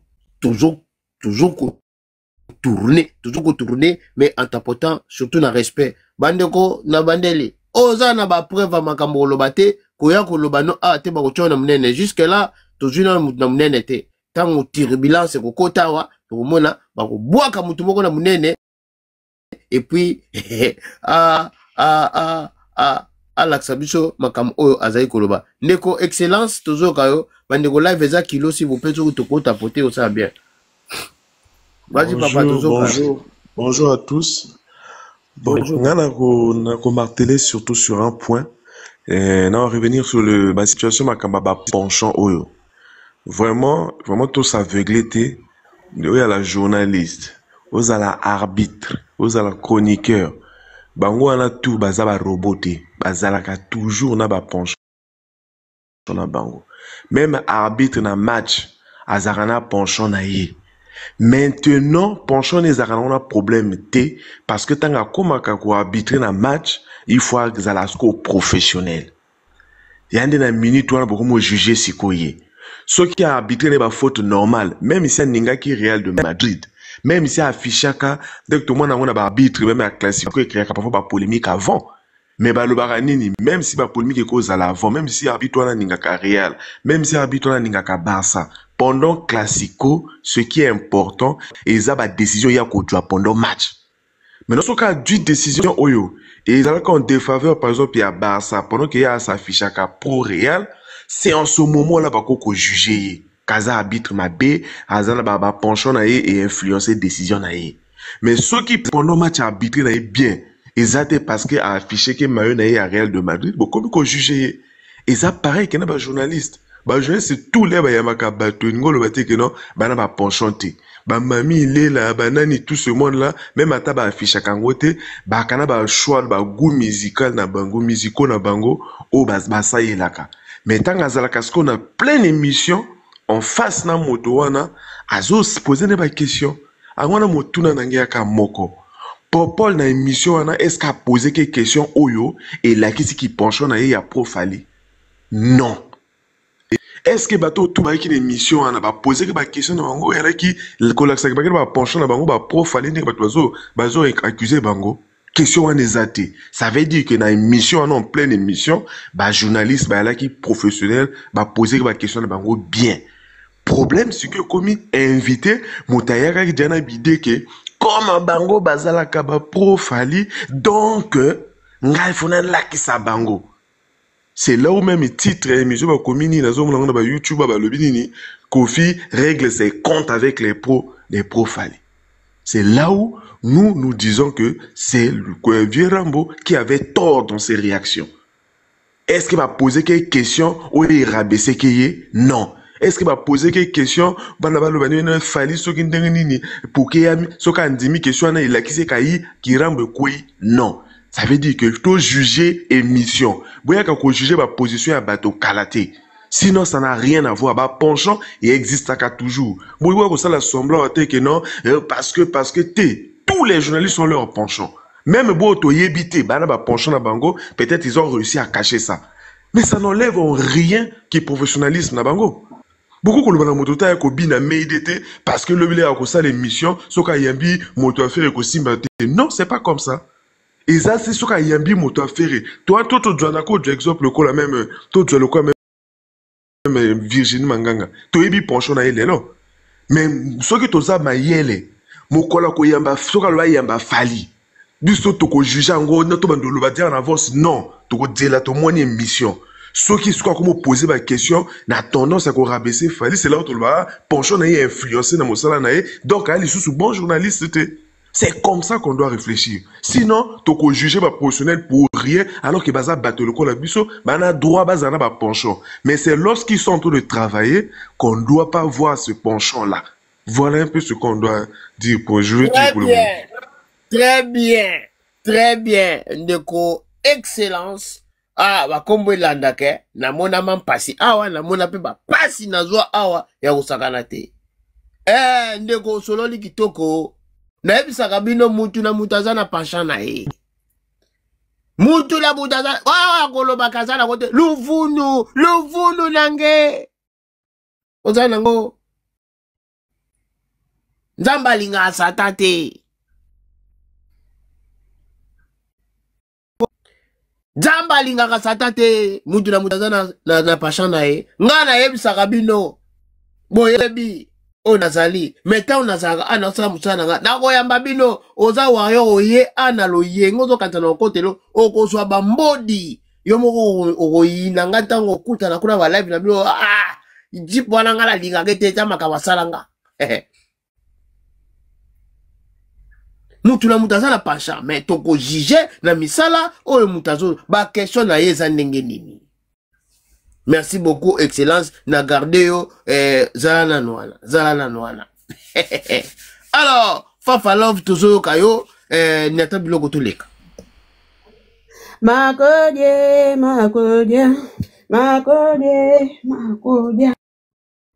Merci beaucoup. Alors, deko Oris, toujours kayo. Oh, Oris pas Kitty, bon, dommage. S'il vous plaît, on m'a fini les karaté. Toujours paie ça, ma canisi, ma fingate, s'il vous plaît. Et vous ça la bien. Donc, solo là, et vous ça la bien, mais ma fingate, s'il vous plaît. Jungwe, ngana fingi mutu, ten jungu. Ok, tinga poa, ngana fingi mutu. Ngana yemi njembo na nga. Parce yemba ya omba kitisio peut-être. Bande oto tapote la comme njembo na ngana, koyema njembo makodi ya te. Ngana yemi njembo na nga. Na fingi na tangi pe komba mutu moko tenga. Bon, 5 minutes na yo toujours quand même. Dona koye manjema makodi ya te. Maman, toleka toganeta, s'il vous plaît. Na biboya. Bande ko mbote bande ko nyoso. Parda boki changa tenga na yemi na kanjema makodi ya pona bengi na ngamutu tepe na fingi na mute. Wa Monica makodia. Atika kimote mama mabe makodia na bana bato. Na bibo enchungu. Oui. Ngala toki ka mukiesi mabo enchungu. Nchungu. Biso nyos toyebi mupasula. Nana sale mission te abani ko beta tolo nga. Naza cousin fali. Ase langu ki vantar. Wa moneza aya nango zate. Mutu alobango ye moko fali batuna ye. Yona popol bozandenge nini fali mutu alobango. Ba image za. Fali mutu alobango. Lokola ba yini ya fali ba moni ke balinga fali te. Bazui lokola yende kone do balati sa bazui bazui popol balongoli ye balongole longa bazui elongoli ye to alomone ka fali yango mona to mona batu misu babwaka ye bawanga na ye ona ye bi babwaka ye na banzembo o comprendre babwaka na banzembo popol nga bon asela ko sera ki vantakte fali ye moko nde mutu alobaki fusope fali pa lobaki te popol nebite nde popol loba ne be mission musu ezande batuna o fala baki oza kuzene nde andima mais popol atikala ko betela ngo ba nini te fali ye moko Chiko tangu bilo bolobi ke soit disant popol abi ke soki basili aza soki basili ba abi basili soit aza mwana musala mais oui mais bino bobenga fali mwana musala pourquoi na tangu basili bolo bondi boboya aza mwana musala po boloba ke fali aza mwana musala ya makodia boloba yango mais pourquoi bino boligi chiko boboya basili aza mwana musala yake ndaka musala na ndenga akeko sala baninga bazaka oke defo de to mbongo yo ke ko de to mubala batu ye mutanga ndaka sala musala kuna vie privée de popola salinga tuonga na sekena non Ndeko s'il vous plaît vie privée s'il vous plaît te bonga na koti na vie privée batu ngana lobika ko kota malé mais s'il vous plaît te na koti pete na lobika ngana koti na vie privée batu na koti on sika nini pe na simba sika nini na kocha ngo pena simbe sika ni tozolo bandeke batika mutama beto mona ba papa nyoka longo to lo ba zaime nyoka longo pa mukolo bonga zaime rezo retendeni ezwaka yetendeni kaka ezwaka makodia pourquoi makodia do sala mabe mingi ya banga ka batu misusu meswaka yeda ko apona ka batu ya za mutu mo so lobino akene na se place ko TikTok ko banga kuten yona benga yote nchungu po ya benga ka ya bengaka na benga yote ngala yamba ba telefone ba tu te muto pe na zo ba te so ezana okay ako benga yo po ya bengaka ya kiparate bon njungu ngala kitina nga potala kana abongisa nga bablo nga destin na biko za muta makodi yange talinga te mwana makodi ya bo Ndeko Monsieur Michel, s'il vous plaît, faut un micro. Oui, bonjour. Bonjour, Nzungu. Bonjour. Oui, bonjour, papa. C'est au bazar à panel. Toujours quand même. Ouais, d'ailleurs, nalandaki ba émission nyoso du début à la fin. Peut-être ba mususu ba landaki ngoka ba partie ba extrait ba otina ba raison mais eloko liboso na lingana loba. Na biso nyoso tunde butoza wa mutu mwa bosani profiter d'ailleurs dans un pays des hommes normaux ba journaliste balingaka ba tika koyamba Koffi Olomide na ba plateau na bango pona Koffi a dénigré journaliste congolais nyoso toyebi o nyoso kutana na Koffi Olomide azwa kirna na seul journaliste ngana sepela pe na félicitaka tilelo ezalaka Marius Munga pe batu nyoso tu bayibi lelo soki Marius akenda poto lelo eza c'est grâce à Koffi Olomide mission basala bango mibale après avoir ko dénigrer ti we ranso na ko yo meme poto ti Marius Munga ninga koma Marius to ebi lelo eza ka pona mission basala bango mibale mais Marius Munga tikela etante a frappa ina tour na épée atikela etante d'ailleurs ba journaliste nyoso tu ninge bazala ki ona na sepela ki na attitude ya popol nanu bien que azalaki nini mais na sepela ina attitude na pona eloko moko nalandaki lora tendance à lobby que après bazozela kaka concert ya Koffi Esili la suite concert ya Koffi Esili bakozwa ba parti o balongolaki bakotiango na ba réseaux sociaux bongo ba mona échauffement ezalaki nini entre ba popol na Koffi Olomide. D'ailleurs Koffi Olomide a se comporté trop mal ayaki vraiment pour régler ba compte ya popol bango na nani so ito tie lora tendance na nani za kutu soko zui question lokola question oyo journaliste top Congo ana tunaki journaliste o nani na bosani kombo na atunaki Koffi Olomide ke producteur na onani question ana soki ezalai peut-être popol mutapoza kiango mais likolo lingake koya Pour la question, on est là qui s'anime. Que Kofi Olomide ti na niveau na yo ti lelo, oza ko se produire kaka yo moko. Mais tel niveau ba fali baza, bazo so ba producteur, bazo produire bango mais yo lelo ti lelo ko se produire yo moko. En tout cas, na yo Yolanda Popol, et loko sali Popol ke asilika kende ko sala émission droit de réponse à sala ki wana.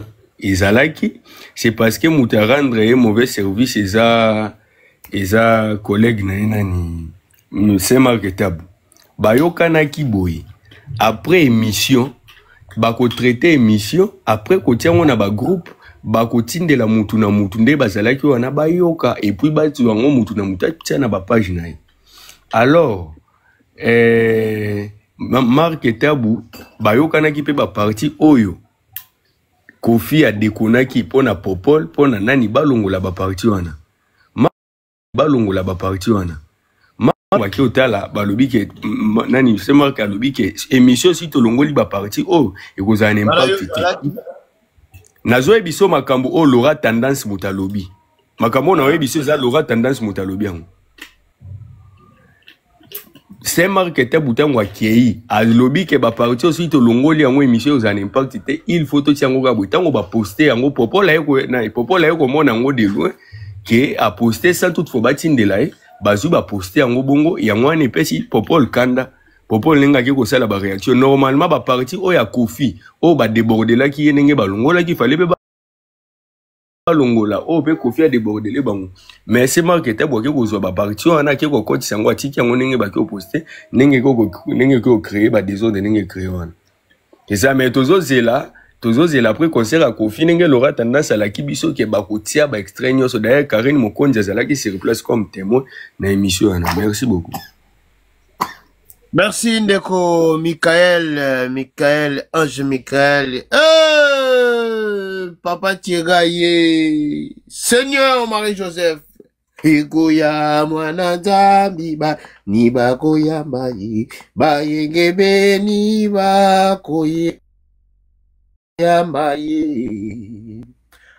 Alors, na monyo sana se atotonga ngame na monyo sana se. Jungwe koto gisayo papa. Alors, papa Thierry tozo kayo. En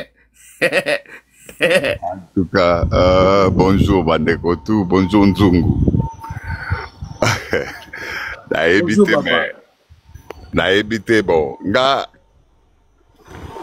nazo kama nangate parce que zango mambo asika Kofi azana na problème ya moi impolitesse na ye ezaya ye botikela ga ye yango parce que biloko mususu ekoko za nango pas cité pour na ko comprendre parce que za mutu to fandi ne bambula ebele to suto mesana pe na moi impolitesse na ye wana mais oke ndeko koma mabe na sens que et comme kokota tina bana tozo bota ba komi ko mona ke en tout cas, à quoi se comporter les sous-kaka bongote. Mais il y a commission au modèle naïe. Or, il fallait pas accommander wana. Mais to garder bongo na moi impolitesse naïe wana. Nazo gande bande ko bazo condamner ba journaliste mais soso. Pour moi, ngana moni on dirait ba journaliste ba yaki ba sali na bango ka musala na bango. Yende aye à l'ONU na ye impolitesse na ye et puis à Ken na ye il se sent à l'aise, il se sent qu'il a gagné parce que na yebite pour na bande ko fallait ba journaliste ba sala nini donc en dehors ya koyeba ke Popol et azali Popol na za journaliste musala ninde yango wana ça de soki bo bengi ye bo pesi ye mbongo na ye akoya sali musala na ye mais soki yo moko se décider OK ye penza ti akoya boye ngana ko lakisa ye ke nanda kuna biso ba edikaka nga malamu te wana etali yo kozela te ke ye pas zongisela ndenge yo lingi c'est là où moi je comprends pas des Congolais ye ayaki to ba maktabu bayaki oui eza musala na bango ata bafutaki bango 100 € ou 200 € service na bango nyonso yango wana bakoya soki ezali mpo na concert na yo bakoya mpo batombola lokumu ya concert na yo soki ezali mpo bainterviewe mpo na album na yo bimisi bakoya bakotiela yo micro mpe bakosala mosala na bango kita yo moto oyo okoya koloba makambo na yo wana soko préféré lobi te nga awa penza fo bamona ke en tout cas mama na biso azalaki kobeta nga te ntango nazalaki komanke bato respect eza yo sala shwa na yo mena alors ngai ezosala nga mawa kotala kaka ke naye kocomprendre kokokende na yo poto okokende na yo meme ntina lola soki cerveau eza kaka na baproblème en tout cas ezosenga bamboka te ezosenga nde mutu basokola yango oui ezosenga makambo te ko bachangeaki yo pays okodevelope to bakotisaki yo na université moko boye ekochange yo non cerveau na yo il faut nettoyer yango parce qu'il y a des choses plus faciles que ça. Il y a des réponses aussi qui peuvent aussi vous rendre au moins à l'aise dans la vie parce que le vieux, après avoir manqué du respect à lui-même, parce qu'il a manqué ne bangote, a manqué yemoko. Il y a qui pour la valeur, il y a pas concert na ye, mais jusqu'alors, tala biloko tozo betawa. Et sungie ne côté tellement zoluka place nini bakoloba kete basala kiye mabe yango batu bayaki te. Akomi kamikaze azoluka ami bambata na prince mutuke tutae concert wana betate. Mais heureusement que batu bazolinga kosimba yete. Ti akobeta concert wana lobby. Ti akobeta yango. Ye mutu alukaki yango. Akobeta yango. Nzungu po bitungisa te. Ti po wana azoluka place akukufela. C'est tout ce que moi je peux vous dire. Botala e malamu, vous allez vite voir que azoluka place nini en tout cas akukufela. Merci beaucoup. Oui, merci. L'éclaireur de l'aigle Tozo Kayo 4 minutes maman Olobini. Mention Nzungu na kitana nzela. Le lola pexei makamba wa mention bon to sungande quoi maman s'il vous plaît. Ouais. Ngai ezali. Oui, ngai ezali même pas en fait bonjour Nzungu bonjour bandeko tout bana panel. Nzungu na lobi yeba que ozali suivi Planète Mobimba. Taka biso présentement toi 4 heures et nazo kake monte déjà bandi au pila mais ngai na kana mentionner Nzungu tangu population nzungiste bazo mata panel il faut ba préparer déjà ba koni pour na ba baksa monte pila taka nga na nzela na sengi vimate ma parce na komo mona ke moto ekitamkie il faut population ba pelisa moto parce que taka yo même zambota likolo donc il faut monter ça toujours likolo jamais il faut monter kita mention nga ezaki angwana bon débat bandeko tout donc tozolandaka. Merci beaucoup Zambrano bocha bakoni c'est live on Zambalandaka. Alors ndeko éclaireur de l'aigle toujours yokayo pesa mbote na batu nyonso mbote Nzungu. Oui, ngani na baka boye omoni communauté na biso il faut to yekola ba valeur pour apprendre ba valeur na biso. Faut to yeba ba valeur na biso eza nini. Muto aza na personnalité. Muto ayebi valeur na ye. On s'est comporté bongoté. On s'est comporté bongoté nde ba frère ba journaliste na ba se comporter. Oui, bazaki professionnel nde ba tumsu ba le ba non professionnalisme ba journaliste c'est comme ça oui. Mais Popol depuis Kofi a traité de tout hein. A traité à mon mais Popol il a toujours cause à la juste envers Kofi. Popol a ça la mission va pas chanter que azala pour mon boy. Et le bin de komoro awa exacte que Popol mutaloba ma cousin. Ozomona Popol azara toujours vrai na musala na ye. Azan ki o balwa azala naître o communauté déclarée toi azala naître. Popol azala toujours naître. Mais Kofi envers Popol il le sait bien depuis longtemps. Kofi a traité que mon amour boye ozaboye. L'émission là surtout sur Tobi Popol. Nani makta beaucoup de kolobate. Il y a depuis une émission vous allez dans professionnel na bino wana oui. Mais boyebi depuis longtemps comment est Kofi Olomide. Comportement Kofi envers vous boyebi bien très bien fallait se rendre compte na ba sien de Kofi azala na bino na émission kala. Donc Popol na marque tabou baza bateau déjà bazala humilié et pas Kofi Olomide depuis longtemps. Ozomona yo na pesi fali pour par raison na comportement na ye. Parce que Fally, c'est un musicien, il a une valeur naïve.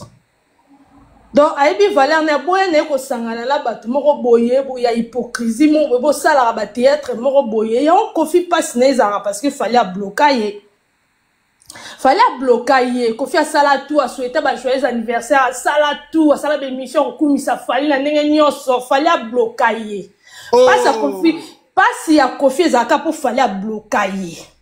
Fallait numéro Kofi, fallait bosser le numéro na, vous avez ma blocage ya kala. Et puis tu débloqué, et puis message on en peut son papou. Papou s'il vous plaît. Bato quoi ba Kofi koso ba Kofi na comment mono comment poster bato moro boye ata Kofi li poster papou. Pour la Kofi kutuko, ata nzamba bengiye. Papa kokendete ko postete s'il vous plaît. Parce que babi loboko yo ezotinu ma beba kataka. Maloba oyo mokile sala ma liloba muto amesala ko loba kama bena yo alukaliwana ko sala no ko sembla te papa. Ko sala sembla te na zela mkola ngo nza mabenge biso to kende. Ngana kei ko yate ezaka bongo. Papu na biso kei ko yate. Ye peso nza mabenge mtelboso ko kende te biso nyo senzela na biso nyo papa. Ko Fally Ipupa garder bandi na o papa. O monde ki personnalité nos ala na ngwana. Ko sala sembla te ko poster batuana. Ngaku na mona ngo ba sambi ko sala ngo te. Ponga na ebeli yo sala hypocrite te. Ozala hypocrite te Fally Ipupa. Pour moutoko Kofi la kisi yo combien lingaka ote. C'est tout bokabwana, c'est tout. So bokabwana moutou mte garder ban naït. Oza na jour na concert kalate. Oko sa makam note sa komba Fally. Hein? Popol nga nazane na problème te. Ya ba nomo na ka Fally na kata popol. Qui impolitesse sa Kofi jamais comme on ba chronique ti ba kolobela. Mais banda kala.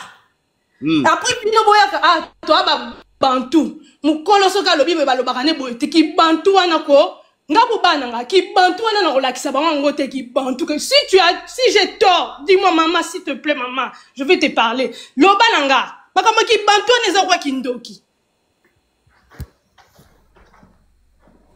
Très bien, merci beaucoup l'éclaireur. Bon toujours un déco destin toujours quand même. Bonjour. Bon, excusez-moi, je veux parler en français. Je veux bien parler lingala, mon lingala est assez très tordu. Wani, il y en a le bagage qui tuba, qui Congo, ce que vous parlez qui est Congo là. Donc alors que peut-être beaucoup ne vont pas comprendre.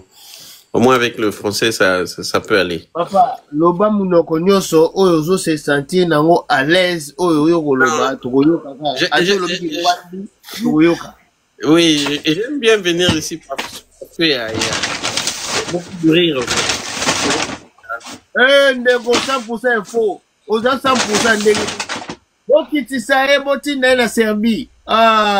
Ekoya mwana Zambi banani bakoyamba ye. Bayenge beni bakoyamba ye. Bolongola destin minute wana bo baksela e minute na ndenge esongo elongo bani s'il vous plaît. Papa, loba munoko nyoso oyo koloba. Oui, s'il te plaît, mettre ça info, 1000 infos à combien est belé na sebo matse. Oui, mais soka matia kanga micro na ye. Bo pese ka ba règle. Yoka zela pardon. Azoyeb sangana za la professionnel. Ngana za la professionnel te na za animateur balabala papa. Zo professionnalisme na memela batu msusu. Nzungu a lobby belé matisa pardon. Professionnel, ngai professionnel. Tika na yamba yoka na yamba destin. Papa destin. J'espère que vous allez la peine à deuxième téléphone papa pour la preuve soki makambo ya kilo ezali to tchona munene o la exhibition. Allez, tous les gars papa la ngai. Vous avez la parole. Quelquefois je sais pas comment projeter mais bon. Tu sais que pour le sujet, je vois que l'ami Popol et Kofi, et pourtant l'émission, il y avait quatre journalistes, mais je comprends pas pourquoi on épingle ce mot Popol. Pourtant, il y a 3 autres que chacun a eu un ressenti à l'émission Nandegene.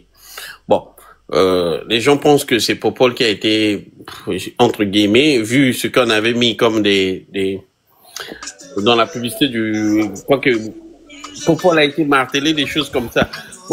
On vient de suivre, il y a une personne qui parle là. Je viens de suivre la sortie encore du Popol, que je trouve ça très triste, faire une sortie juste après 24 heures après l'émission. Moi, je crois que c'est juste la vague des réseaux sociaux, des émissions où on en parlait, on l'a ridiculisé, il n'a pas pu se retenir, et voilà, il fait appel. Et même dans l'émission, tu sens que ce qu'il a dit, ça n'a vraiment pas de sens. Ça lui ressemble pas, en fait.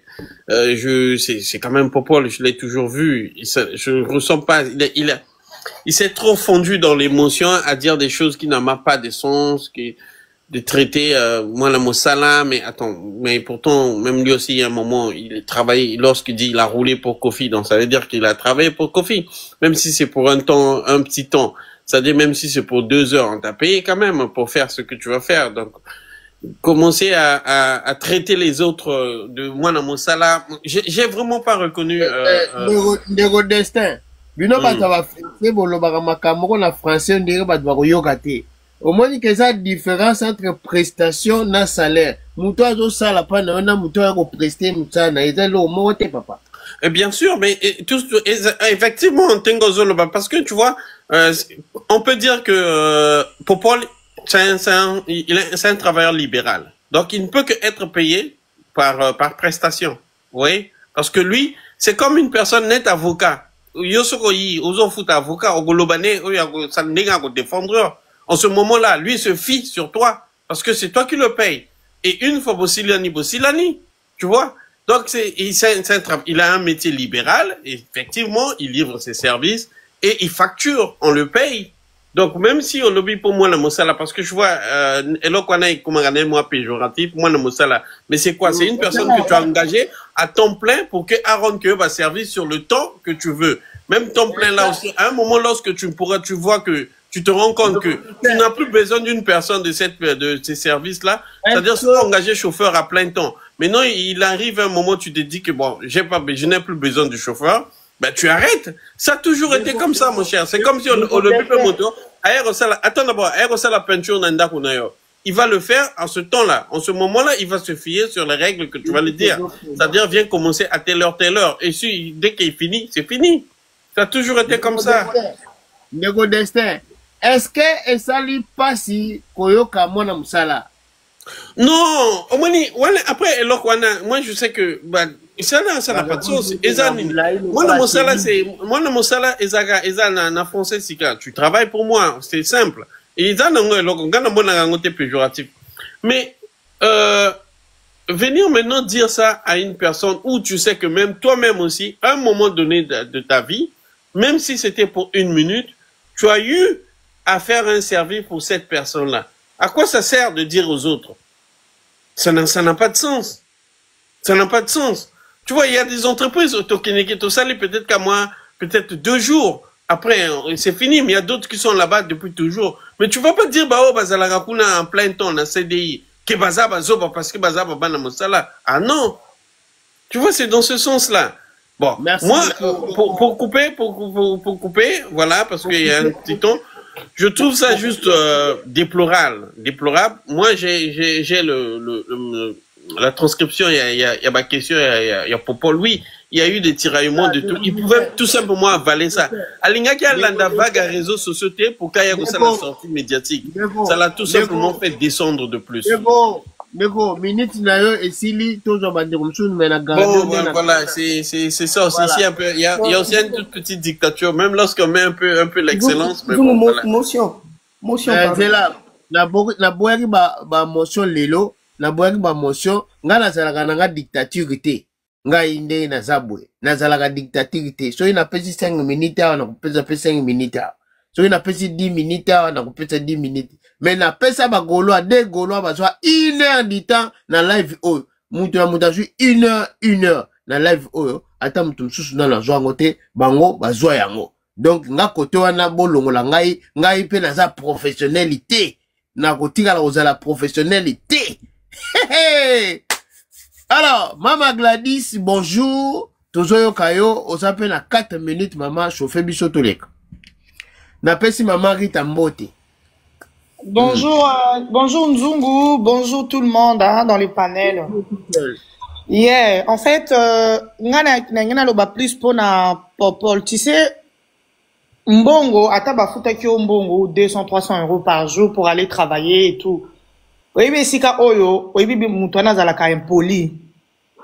Pour toi, pour la valeur sur na yo, on que les places wana te, on vendre na même pour l'argent, on lingato za la ridiculiser, humilier par rapport à dire non parce qu'on le sait tous comment les vieux ils se comportent. Baboko la mabete. Mutu so azamabe. Vous voyez? Donc pour nanga Popol, il fallait qu'il pas au kende na émission wana. Et puis deuxième émission na osali au l'équipe pour na ko ba prêcher les cas qui na internet et tout pour na loba. Pour moi, na trouvant vraiment ezanango sans impact qui dit sur moi pour moi en tout cas. Fallait pas on les kakutu, o banakus ko se justifie en fait. Fallait qu'on va na kana coin na yo, ndenge l'équipe on l'équipe c'est tout. Au moment ba troka ba Kofi, toye bibi sur tout le monde entier qui il est très impoli. Yo, azolo bana obongo, c'était le moment aussi pour toi, on se défendre. Abetio flèche à gauche, aux ongles à droite. Ce qui m'a qu'il est mon à son déni, mame, tu vas te comprendre yo pourquoi parce que tu as vu que Moutou Nabiso, Kofi azalaka impoli, très impoli. Tu vas te comprendre, mais tant yo, ok, bien éduqué, non. Tu sais que Kofi, il est venu ici en Belgique, hein, à l'équipe à plateau. Ya mundele pour son mundele aleki kuna ba tout le monde to secret c'était ba danseuse non il avait tu vois il commençait à tâtonner à pour répondre bien té ba tout le monde question mususu nga derrière OK na système mususu à ko kate et puis avec le connaîti moi na ndeke ba sopeli ma ya moto très doux aux hommes à répondre donc on a bien qui awa a ko ça ba buzoba na sala kate tellement comprendre bino presse congolais. Excusez-moi du terme, hein. Vous ne respectez pas. Bah, manipuler Abino. Regardez comment il a manipulé tout le monde là, dans le plateau. Vous voyez, c'est déplorable. Il est temps maintenant, hein. Il est temps. Vous avez conscience, hein. Vous avez conscience. Place au monde qui va respecter. Place au monde qui respect nous les a bafoués, mon cher. Ne va pas. Respecte-toi. Popol, qui est déplacé au monde qui va respecter ta c'est pas à cause de 200, 300 €, tu vas te ridiculiser. Ça, vraiment, je suis désolé, Popol, je suis désolé. Non, mon athée, et puis, Nengozana, vieux Kofi a yebi déjà que, yo, ozalaka cousin a fali. Donc, tant aux autres là, yo, on a image a fali pour pas.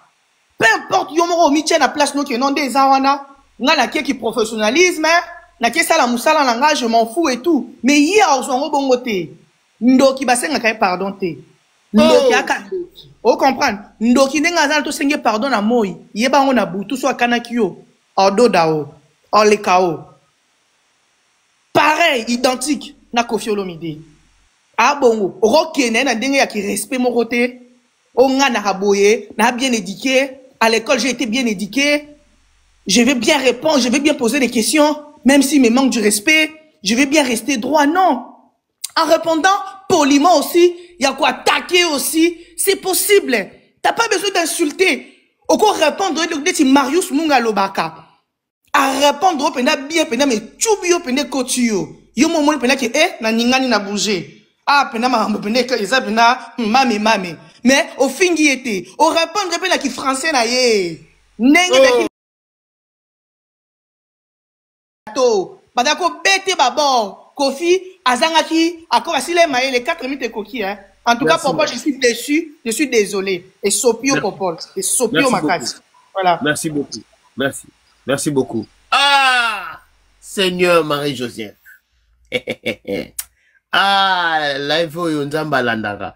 Seul live na TikTok au Hollanda, sans écouteur pour Awabiso, ma finga et des karaté, vie privée d'artiste et ça, mais tout le monde la musique. Zotika la miziki.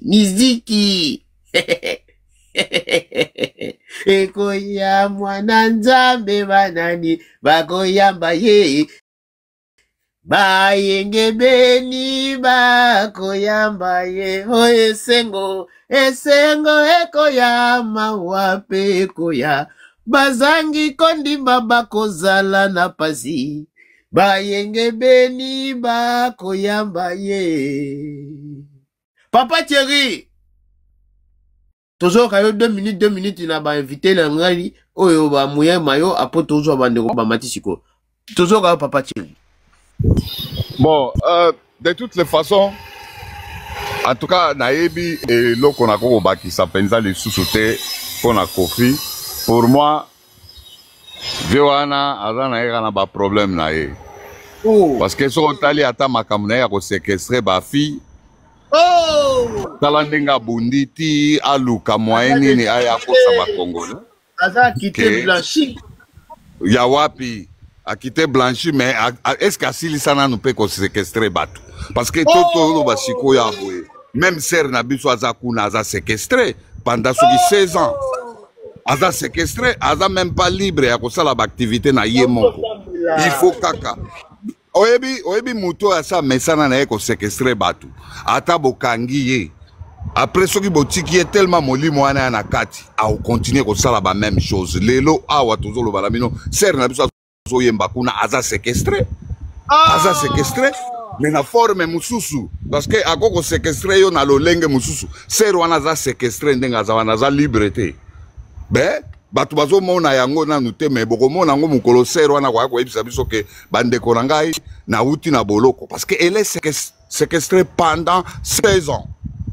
Alors pona ko lamba yango malamu ba séquestré yango ba créer yango forme neti ya libala mais ba bloquer yo ba lobi yo.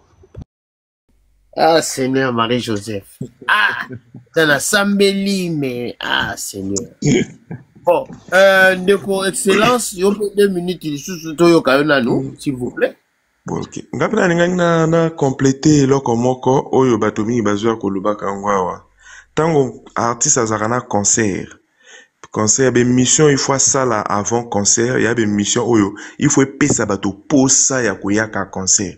Biso na Congo to kanza ko yako créer des missions ba polémique après bato bazo lobelango en bien en mal et sali moi maquette na ba réseaux sociaux yango mote ça na ka succès à concert réseau ya non il faut ko yaka ko vendre bato rêve ya concert yo ko sala émission tout il faut ça les abongo ko lobala bato ke botala moneno nga naza botala banzembo na yemba nazo préparer une spectacle kitoko boyaka c'est ça émission promotionnelle des alakandengo wana or biso na communauté na biso to comment ko kansa émission promotionnelle eza soko yo piqué au salimo ba polémique bato ba lobela ngona ba panel to lobela ngona ba YouTube après bato bien à réussir image na non. Et pour un bateau bas sérieux ou un ningara musique, n'a pas parce que ça les polémique. Pas du tout. Moi, c'est quand tu vas me vendre le rêve de ton concert. Tu me dis que concert n'a pas bien, il y aura les effets spéciaux, il y aura un spectacle, et qu'il y aura un chant, il y aura un nzembo, il y aura une voix, il y aura un spectacle. Et c'est ça qui pousse les gens à venir au concert. Or, bah, vu so kasa toujours bah na logique à kalao et qui ce qu'on y sali polémique ou créer au finger un tel ou critiquer un tel ou dénigrer un tel après bengi si bah ton concert na yo. Je suis désolé, ce n'est pas ça. D'où ce qui but ya mon pas aux qui ko benda bah ton concert na ye avec les sorties médiatiques où il y a sali, je pense que a raté objectif na ye. Merci, j'attends d'autres questions. Très bien, merci beaucoup, Excellence. Alors, Monsieur BM, toujours Kayo, s'il vous plaît. Monsieur BM, Djungu neveu, va continuer la Serbie Pamba. Mon oncle, bonjour oui, panel. La zone Sabino, oh, esa génération, Djungu, la zone Sabino, toujours quand papa. Ah, Ouais. Seigneur. En fait, on a complété juste le moko au excellence à souligner qui au moni par rapport à l'arbitre, tu vois. Même l'arbitre dans football bah, professionnel, chaque club a un arbitre dans chaque club. Comprendre. Donc Popol Mupassou là on a droit il y a penché il y a frère Naeto il y a Ndeko Nae Fali. Donc voilà, déjà surtout parler histoire il y a Kofi Aza déjà bongo. Kofi Aza bongo déjà depuis Kala Aza toujours un problème là bas journaliste. Wana to ko changer été. Mais par contre ngana kende na raisonnement où eza autre. Popol, il a été trahi par 3 personnes. Adi Londolé, Laura Tendance, Namark Tab. Pour moi. Pourquoi j'ai dit ça? Diminuer volume, quoi, papa? Ouais, pardon. Ouais, ça live, il a vu là-bas, Donc, Popol, il a été trahi. Il a été trahi, donc voilà. Donc, son a bien trahi. Erno Hollanda, intervention, il y a Laurent Tendance. Na ko la bino séquence en boyoka. Oyoka nenge Laurent Tendance azolo bake. Laurent Tendance azolo bake. L'émission était là pour que Kofi a se défoulé parce que Kofi, il était entre 3 warriors. Oh! Voilà. Donc, Tochika Kofi a se défoulé. C'était ça. Na ko la bino séquence en haut. Bomona. Pardon, Jungo. C'est là. C'est là. Voilà. Chana munene. Ah, mutali boso do chena munene ye. Ye muka sengi munene.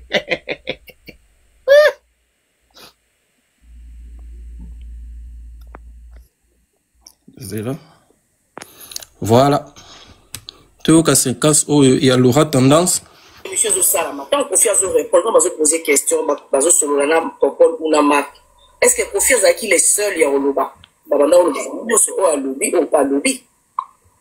Maintenant, il y a des gens qui dépendent, n'andenge pe bande konanga, barozo ici la pe Kofi na nzela. Mais déjà au départ, il y avait une décision qui a été prise que Batika Kofi a vidé sac. Moi, je pense que le confrère, nous avions compris que Kofi, déjà, à la Marc na a dit. Nous sommes sur une émission Marc na a dit. Papa Outoulou va appeler ça face net que Bazaba, journaliste warrior. Donc, Kofi le savait que j'étais face aux journalistes warrior. Je pense que quand l'émission est sortie, même le titre émission, ça a été écrit, Kofi règle ses problèmes, règle des comptes aux journalistes. Oui, Kofi a réglé ses problèmes. Pourquoi ne pas défendre Kofi parce que Kofi n'avait pas tort? Dans la cas de l'émission, ceux qui tout n'avaient déjà Tchaki Kaza face, il y avait journaliste et warrior. Donc, il n'avait pas tort. Il fallait à Salanine, il fallait à se défendre.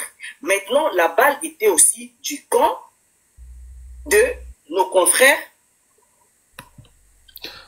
Ndungu. Oui.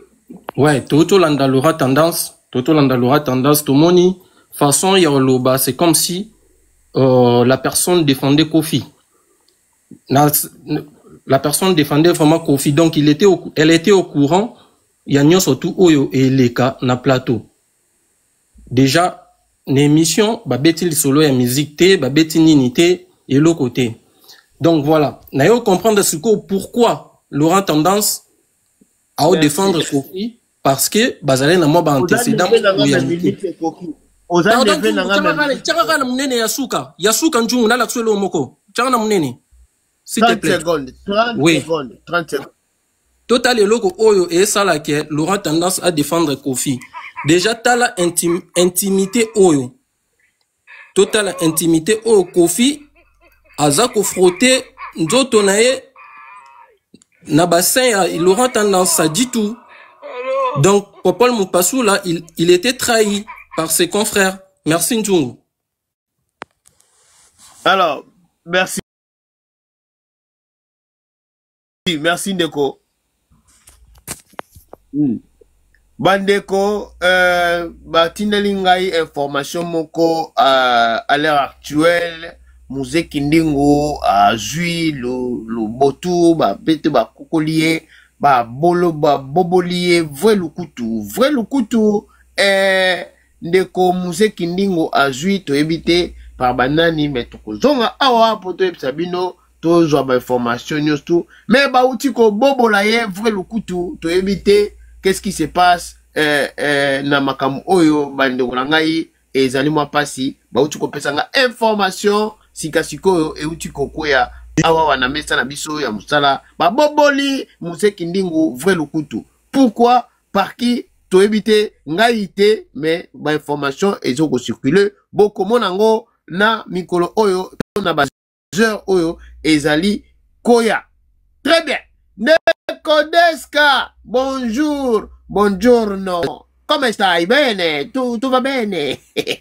Bonjour Nzungu. S'il te plaît, bonjour, mettre ça 1000 infos azo koma tronase pardon na bien na senga ki demande atindeli demande ti ndenge za boye aza susu na live te ki côté msusu papa na ngai kolanda te yo solola na yo parce que na tindeli demande plusieurs fois à l'unité. D'accord. OK. Merci Nzo. Bon, na éviter ceux qui biso tout te suivre et te suivre émission ngo ya Kofi wana. So ki na tuni question. Na émission wana Kofi a ridiculisé plus nani. Ils a popolté. Biso to peut-être tout ça on a émotion pour ils a cousin papou et tout mais il a ridiculisé et belé popolté hein. Monta ridiculisé belé ils a Saint-Marc. Ils a Marc Tabou. Donc à un moment donné tout tika émotion et tout. Moi si j'étais Marc Tabou je portais même moto et plainte. À douter même la paternité na taboulé. C'est très très très grave. Donc batozo mon angote ozo mon ka popole et tout comme mais popole on les a ka jaba na mike va ça dit tout comme ça mais Marc Tabou a ridiculisé Marc Tabou. Un temps Marc Tabou zo pese mboté. La bato tout hier, il y a Marc Tabou reprendre a remis ka mutu. C'est le cas où il a remis mutu là à continuer. Alobi yoza moi na idole nanga que je sache. Donc entre guillemets quoi. Donc doute déjà la paternité à moto. Ça c'est très grave. Il savait qu'il y avait d'abord un problème avec Bimak na makambo paternité à l'époque. A ridiculisé Marc Tabou début jusqu'à la fin. Et plus ta vie privée naïe. Donc il y a pas des agabaja, il y a qui est tout et tout. Après moi j'entends bateau fallait pour que Popo la Makta Bouba c'est la vraie journaliste, fallait pas recadrer, fallait pas soigner et tout.